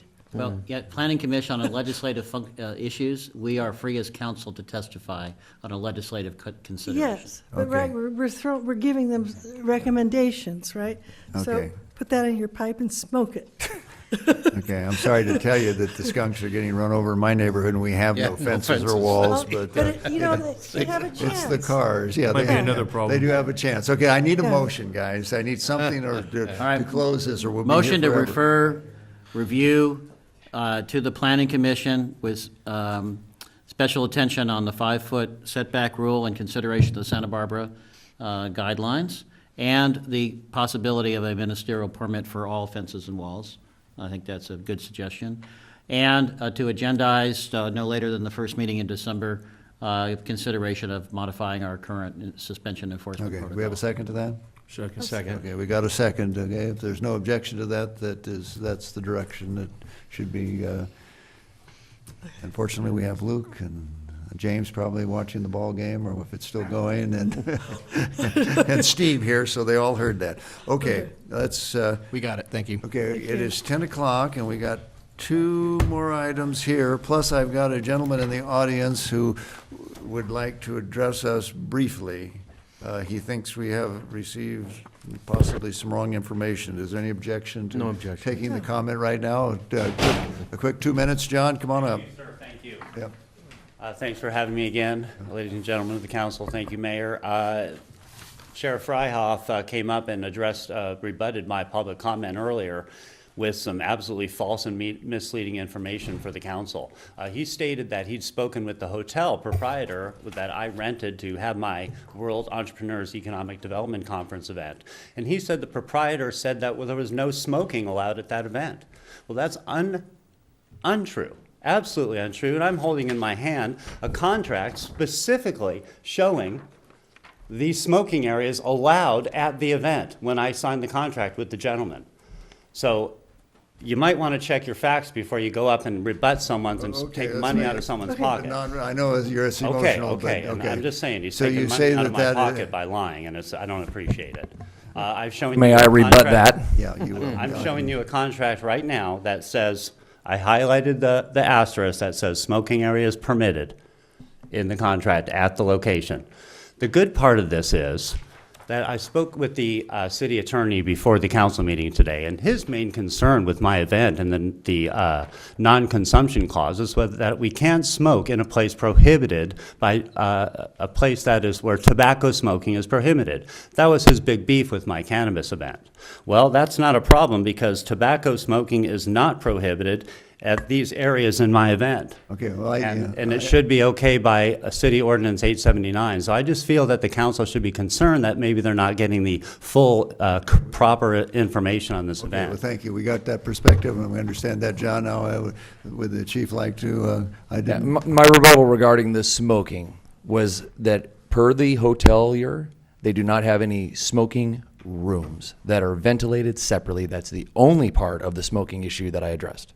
Okay. And I don't need a smoking room to have a permitted smoking area. It can be permitted outside, which it already is. There are smoking areas permitted in this hotel, so there'd be no reason whatsoever that I can't smoke in those Sounds like a areas. legal issue between the city attorney and our city manager's office, as the law is, whatever the law is. It is, and our position remains the same, as noted by Chief Freihoff. The hotel does not have any permitted smoking rooms nor smoke conference facilities. The fact that the hotel apparently allows smoking in some of its outdoor locations doesn't change the city's power under imposing a temporary use permit to prohibit smoking in all locations. It also doesn't change the reality that the cannabis ordinance prohibits smoking in public places, which is defined by the tobacco ordinance to include the entirety of the hotel except permitted smoking rooms and conference facilities. There's no allowance in our smoking ordinance for outside smoking at a hotel, this contract notwithstanding. Therefore, our position has not changed all cannabis consumption, smoking, and ingestion is prohibited at the Casa Ojai and at this WeedCon event. Thank you. I beg to differ, sir, because you're confusing tobacco smoking with public place. And the regulations where you can smoke tobacco are completely different from the regulations that define what a public place is. A public place is simply a place that is not in public view and not accessible to the public. It has nothing to do with where you can smoke tobacco. That's according to city law. So you're confusing a public place with where you can smoke tobacco. The two are different. And I have met both of those restrictions according to the laws of Ojai and the City Ordinance 879. I don't understand why I'm being harassed about this TUP. I really don't. I've met all your restrictions. I've done everything in private. This is not a public event. It's completely on private property. I'm doing the smoking in a permitted smoking area according to the hotel owner. I abided by your rule 879. I don't understand what the confusion is. Okay, this is a law being enforced, and the lawyer says that is what the law is. So you and whoever represents you need to deal with the city attorney and then give whatever instruction to the chief. So it's the best we can do tonight. All right, I just wanted to make sure that you knew that the information you're getting on this may not be entirely accurate. Okay. So you may want to just check it out. And I think that your laws may be being circumvented by members of your staff. Okay. I think that would Thank be you. a concern. Thank you. Okay, we are now on item number 6, and that is an ordinance introduced about taxi cabs. Sorry. Go ahead, Mr. City Attorney. Thank you, Mr. McClary. On perhaps a lighter subject, Mayor and Council, before you is a taxi cab ordinance that we've had some further facts develop since this report was written, namely that there may be one taxi company substantially located within the law's definition within the city. That's new information that was presented to me by the finance director today. Therefore, what we recommend is twofold. One, ask the council whether you would like us to, one, simply continue this until after January 1st, at which point the state law requires that the taxi company tell us if it is indeed substantially located within the city based on its trip counts. Or two, draft an ordinance, either bring this ordinance back, which would replace our existing taxi regulation permits with a narrower scope that focuses on regulating taxi stands, or instead bring back an ordinance that would regulate taxis to be available and on the books should the facts change and a taxi company becomes substantially located within the city. A couple of options, and we ask the council to provide some I'm going to direction on move those to options. continue option 1, continue until additional facts are received. Okay, I'll second. Yeah, it's moved and seconded. Just kidding. Any objection to that? If not, so ordered. Item number Thank you. 7. I did have a question about something you said. Did you say something about taxi stands? Yes, a taxi stand being a designated portion of the street that is signed Airport? for We only have taxis that? can park there. We don't have any in the city, to my knowledge, but we have a permitting structure for them. Uh-huh. We would tweak that slightly. Taxis are a good thing, you know? I mean, they really help control traffic.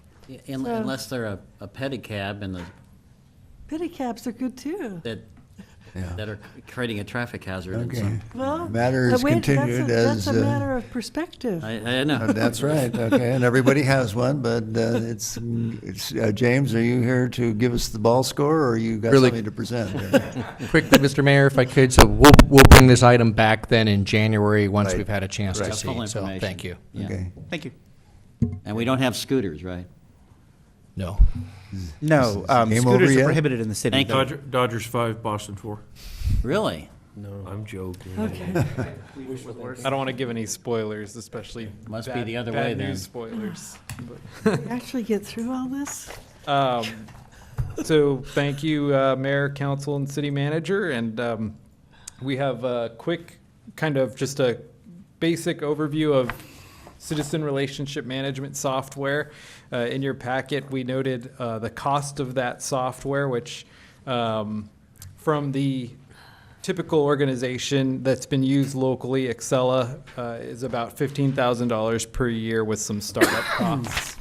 But we wanted to demo kind of just quickly what exactly it is we're talking about when we're talking about this software and what we have currently and how it compares. So, just as an overview, CRM software is typically computer or smartphone software. It's catching on right now because there's smartphone applications that the Ventura County Public Works Agency and City of Oxnard have both launched. County too. Yeah, which are dedicated applications where you can submit a service request or complaint or animal control calls, things like that, through your phone by taking a picture of an item and hitting, send essentially. So it kind of streamlines the process of submitting some of these requests. One cool feature of CRM softwares that people are starting to use is emergency notifications, where you're able to send a notification out as a push notification on people's phones if they've downloaded the app, where you can say, everybody in this zone, there's this emergency occurring.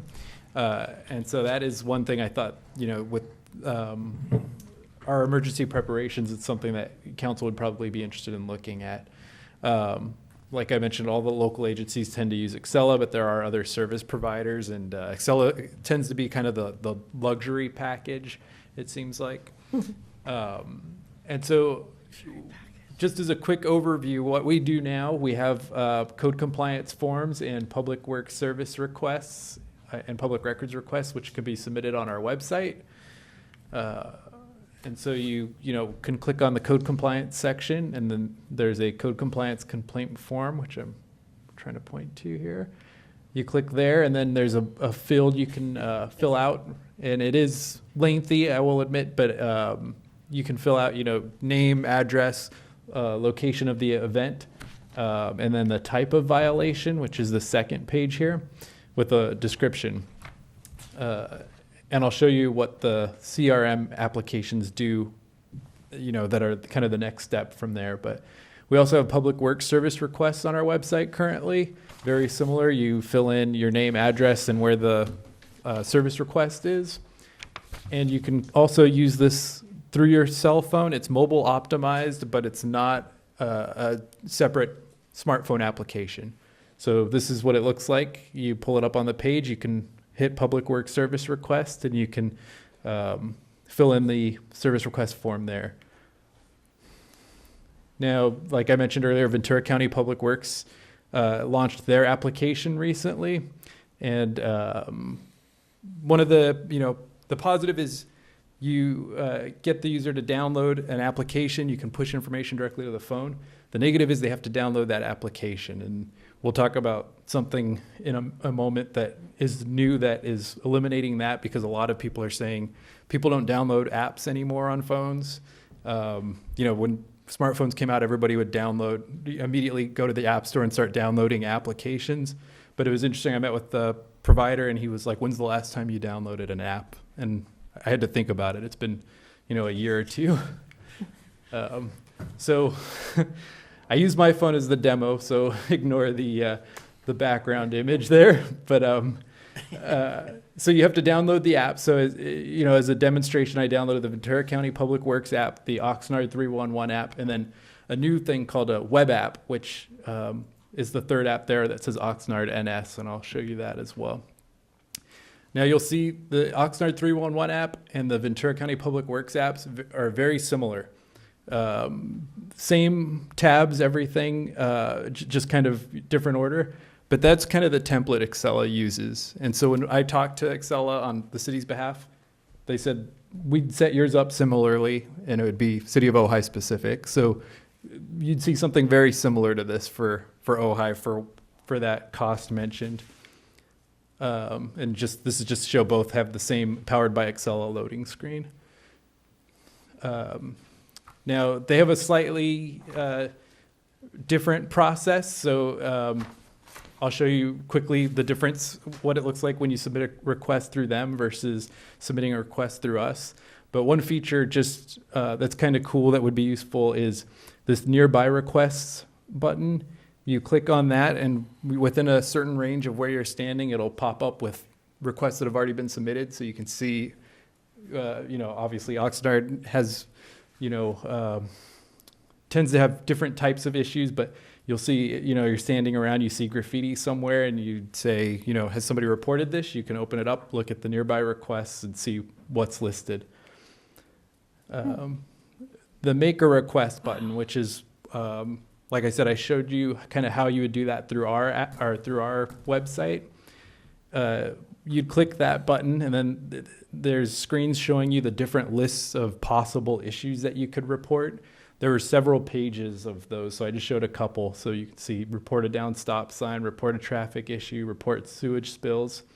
And then what we would have to do with Excella is develop a workflow for these types of issues where if they click report a loose, dog, that it would get forwarded to the correct people. So that's part of the whole launch with Excella. And in Oxnard, that was actually the longest part of the process. I was part of this team over there, and we had a huge interdepartmental team that worked on that workflow for like 6 months. It was a lot of man hours there. Ojai would obviously be a lot less because there's just not as many people to route things to. So, you would, once you hit submit a request, then you pick the type of request. So in this case, I hit general questions, comments, and concerns.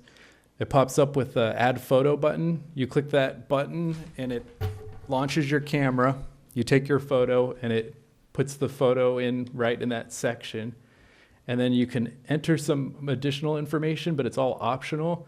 So, essentially that quick, you can take a photo, and then actually take the photo and hit send. And be GPS enabled? And it's GPS enabled. So it does streamline the process to get these requests to the right person. And they also have a web version, just so you can use your phone, but if you don't like to use your phone, you can use the web version. It includes a map, and you drop a pin where the incident is. It's not as precise as the phone, or it's not automatic like the phone, but there is that web functionality there.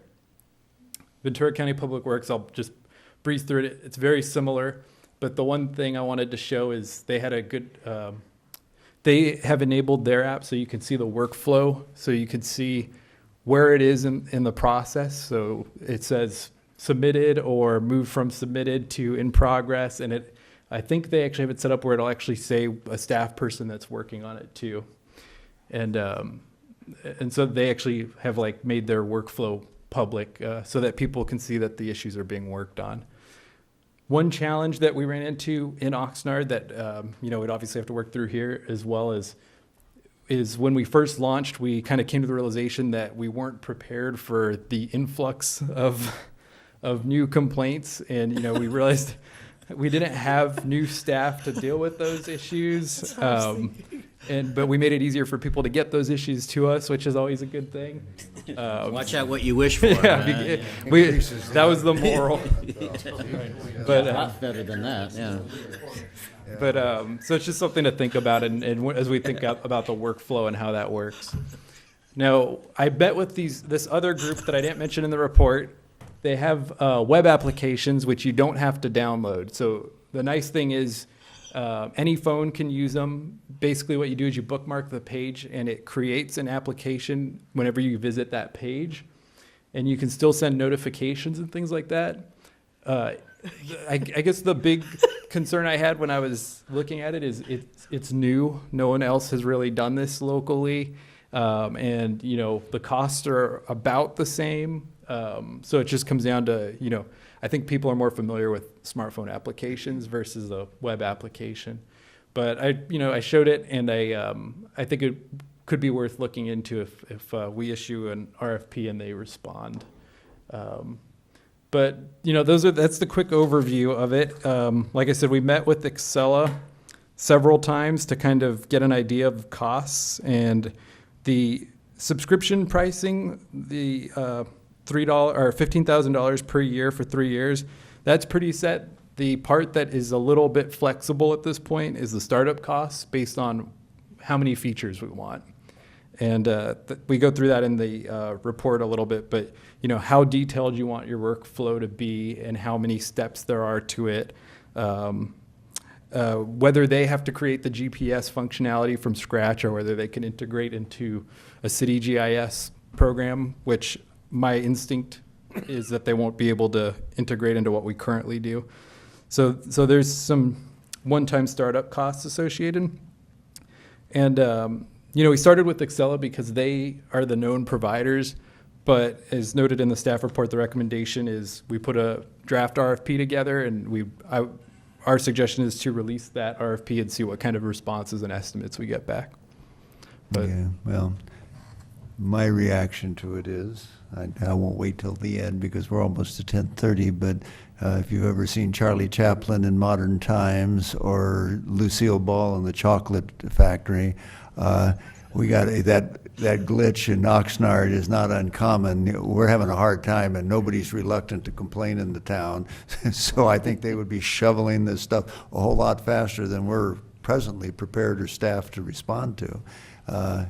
So I guess I would suggest that, if you want to test the waters and get prices, then we take it up as part of our budget process in the spring and use what we've got. Does that mean you'd be all right with looking at an RFP? There's no harm in finding out what it's all going to, I don't want to put you do a whole lot of work, but. No, we put but together. just getting ready for the next budget, then we Yeah. can decide what other Come on, competing say- interests. Yeah. Mary, I have a comment along those I lines. could just see. And that is that, people although just that's going certainly a around valid concern, Looking for things. the other flip side of that is much more effective use of time in terms of code enforcement people. I mean, for example, let's say somebody sees someone using a gas leaf blower on the weekend. Those are- All right? They've got to, fill out a form on Monday as opposed to have it being self-documenting using something like this. That wouldn't be a matter of then, well, you got to figure out who that contractor is, and, well, did you really do it or not, or is it their word against yours? Whereas it's self-documenting, you've got the picture. People suddenly. It seems like the potential for being much more productive use of code enforcement time, Yeah. our public works time. So I agree with your concern, but there's also some No, potential no, for. if it's helping us do a better job, but if Yeah. we're just getting more put into our wheelbarrow that we never get delivered. But it in, might actually reduce the time involved. Yeah, right, Well, so, Mayor, just a simple comment to me. I'm glad I believe it was the county of Ventura. Gathering all this information, I think, is important, but more importantly is the turnaround. And that's what we're going to create, is the expectation that I've turned it in, and therefore it's on the books, and therefore it should be repaired, or therefore it should be taken care of. And if there's not some way of enabling the individual who turned it in to be notified as to when it should be repaired or what action will be taken, that it doesn't do a thing for me. So I agree with Bill with what you're saying, but I want it to be able to be, like you said, efficient. I want to see that efficiency. I don't want it just to go blindly to the city and then buried somewhere into the archives of, we'll get to it when we can. Yeah. That's the downside to it. so, anyway, it's great to know the technology's improving. We gotta see if we can respond faster. This guy's Getting so cheaper, happy too. these days, chuckles at everything. You don't have too much. I'm thinking that, if we get too many, they get a message back saying we're too busy for that. Yeah, you get that standard message, I'm sorry, I'm out of the office. Same thing. Right, Or you yeah. go nearby requests and you get this. Please resubmit. Right, and then it'll say, I'm sorry, I'm out of the office for the 4th of July, and they say, yeah, but it's Labor Day. Why haven't you changed the message? Yeah. Okay, thanks, James, good work. Go get the RFP. Okay, so we are now down to, the wrap-up here as to council reports. Paul, you got any? I have nothing. Souza. I don't think I have anything to Okay. report, Not but thank required. you all for supporting Prop 12. People vote yes, Prop 12, Absolutely. for the animals. Yeah, we were gonna take a position on that. Yeah, we It's in did. the consent We calendar. did. Was it in here? Yeah, you It's in the consent did. calendar. Oh, that's great. You probably signed something. We just churned it out. It's interesting we say that because we did do that, but more importantly, Susie, you made a comment earlier about the dead animals that we see in our community. and I think we all do. And it is sad. And I think the best that we can do is say a prayer over them and actually ask for their soul to be taken care of. But, and I do that whenever I see a dead animal. And drive slower. It is, but it is, and it has nothing to do with fences, it just has to do with human beings and the fact that we're in charge. But I have no, Yeah, okay. nothing to do. I don't have anything, I have future agenda items. Oh, my to heart I beats have- still. No I have- report, okay. Future agenda Okay, items. let's, city manager, do you have any reports that you can't, Yeah, just a couple things. One, I wanted to, just back on the cannabis theme tonight, I just wanted to make sure everybody's aware that we do have the applications out for the cannabis testing facility. So in case somebody has any interest in that, they can contact the city manager's office for that application. Also wanted to give some kudos out to everybody who participated, attended, or had anything to do with the Ojai Day celebration this past Saturday. So thank you to everybody who was a part of that. Thank you to Mr. Kotsis and the Recreation Department. The operations of Ojai Day is back in through the Recreation Department this year, and it appeared to be operating very smoothly from all accounts. I did speak with several of the vendors who seemed to have some good days, and other than it being a bit warm, I think everybody had a really good Ojai Day. So. And two capacity bike store, what would call that? Corrals. The bike corral was filled to corrals. capacity. Yep, Yeah. always Wonderful. Good sign. Yeah. okay? And then the other thing that I want to report, I know that there's been some discussions and some comments about the Citygate report, and I do want to let council know that I am working on a report back to that, and I will be providing that to the council probably in about a month. We had been working on that, and we had set that aside a little bit with the new community development director, but we've picked that up, and I will be presenting that report to council probably in about a month. So we'll address some of the issues that were raised in the Citygate report. Okay, I have one thing, then I'll come back to you. The Lions Club International met at the Ojai Valley Inn, and I went up and delivered the welcome and all that.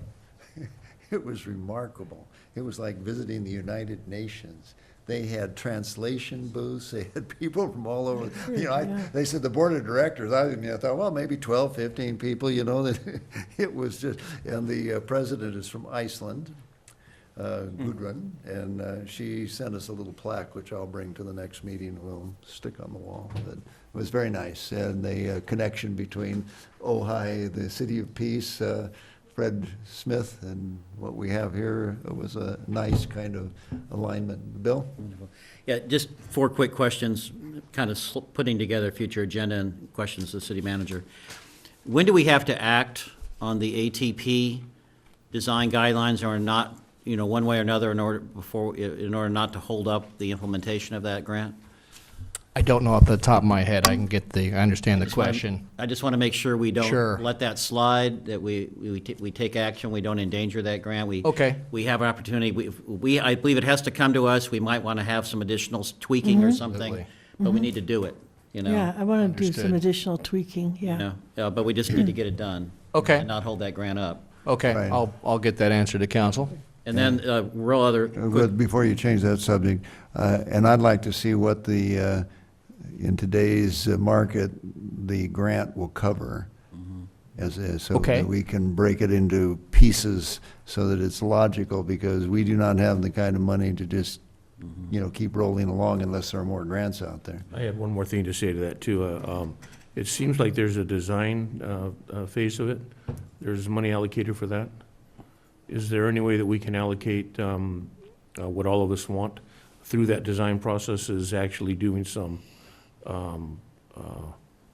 mock setups of some of these specific areas that we're looking for? Well, right, And put that into the design budget versus it coming out of the city budget? Yes, we need to look at that. I'd like to have Mr. Grant give a recommendation on that and take a look at the logistics and the costs involved with that. But we understand that that was certainly one of the asks, and we will be looking into that and come back to council. Okay, So- Bill, you had something yeah, else? a couple, 3 more things really quick. You were going to come back with a lease amendment for the part of the landmarked on the city property? Yes. So we can start taking care of that piece Yes. of what we've landmarked? Yes. Is that coming back soon? I've Lease amendment? been trying to get to that. I should be able to get to that in the next month. Just want to start taking care of our landmarking, you know? And then 2 more things.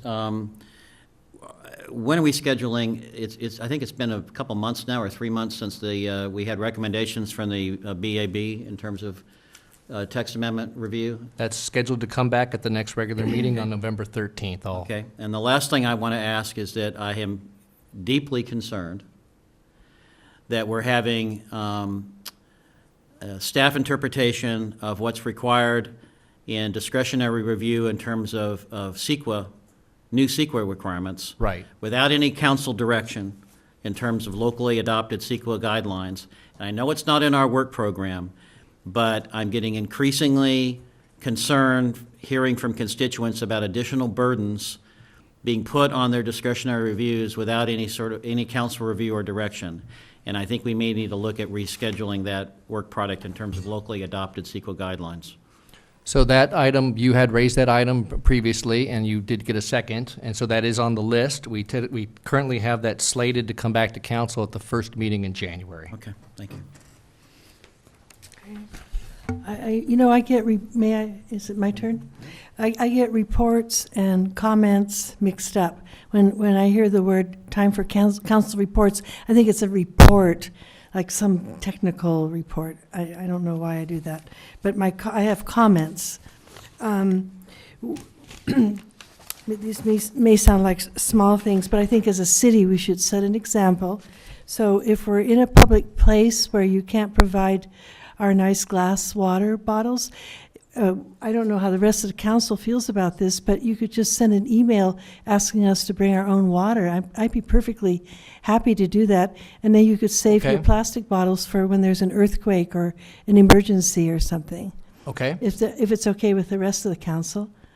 Sure. I'll even bring you an extra bottle. I mean, so that we set an example and not add, to the terrible problem that we're having with all these single-use plastic bottles. Okay, and then I had a question about Matt, Mr. City Attorney. Do you remember my email about encouraging businesses to go with the 100% renewable energy? So, for example, I was talking to the page and I said, when you don't, I'm talking to people individually, encouraging them not to opt out, to market as, as part of their green business program. But do we, what's the best way to handle this? Should we have a policy, or should we simply encourage? So my conclusion is that the council cannot require, as part of its land use power, any given applicant for a land use permit to opt to a particular level or to opt in instead of opt out of the Clean Power Alliance, Clean Green Energy Program. But certainly the city can encourage it, or even strongly encourage it, but it's distinct from require. I don't believe we have the power to require, as a land use power, acquisition of energy at certain levels, but certainly we can encourage it. Okay, we could even put it in the staff report, perhaps, that we encourage it. I'm thinking about the recharging stations that are, my mind is blank. You're saying whether the condition, like the Tesla thing? The Tesla stations, because there's going to be so many. This is just the beginning of the future. We're going to have more electric cars. So it just seems logical that we would encourage that. Yeah, we can certainly encourage it. The reason we can't require it is because the state statute that creates the Clean Power Alliance system allows folks to opt in or out. Mm-hmm. So we're preempted from requiring it, but we can certainly encourage it. Yeah, okay. And I think, is Mr. City Manager, do you know if that bike rack, is that where Greg Grant moved it? Behind the bushes? Or I tried to move it and it seemed like it was, is it just there temporarily? I don't know. I'm not sure what's going on there. I know we've got some roofing work going on. Reports back to a new level. You can talk to the staff directly on that rather than. All right. Well, other people have asked too. They comment. Where's the bike? I have one question to the city manager. The contractor in the building and safety. You said that they sent somebody to that decarbonized building code assembly.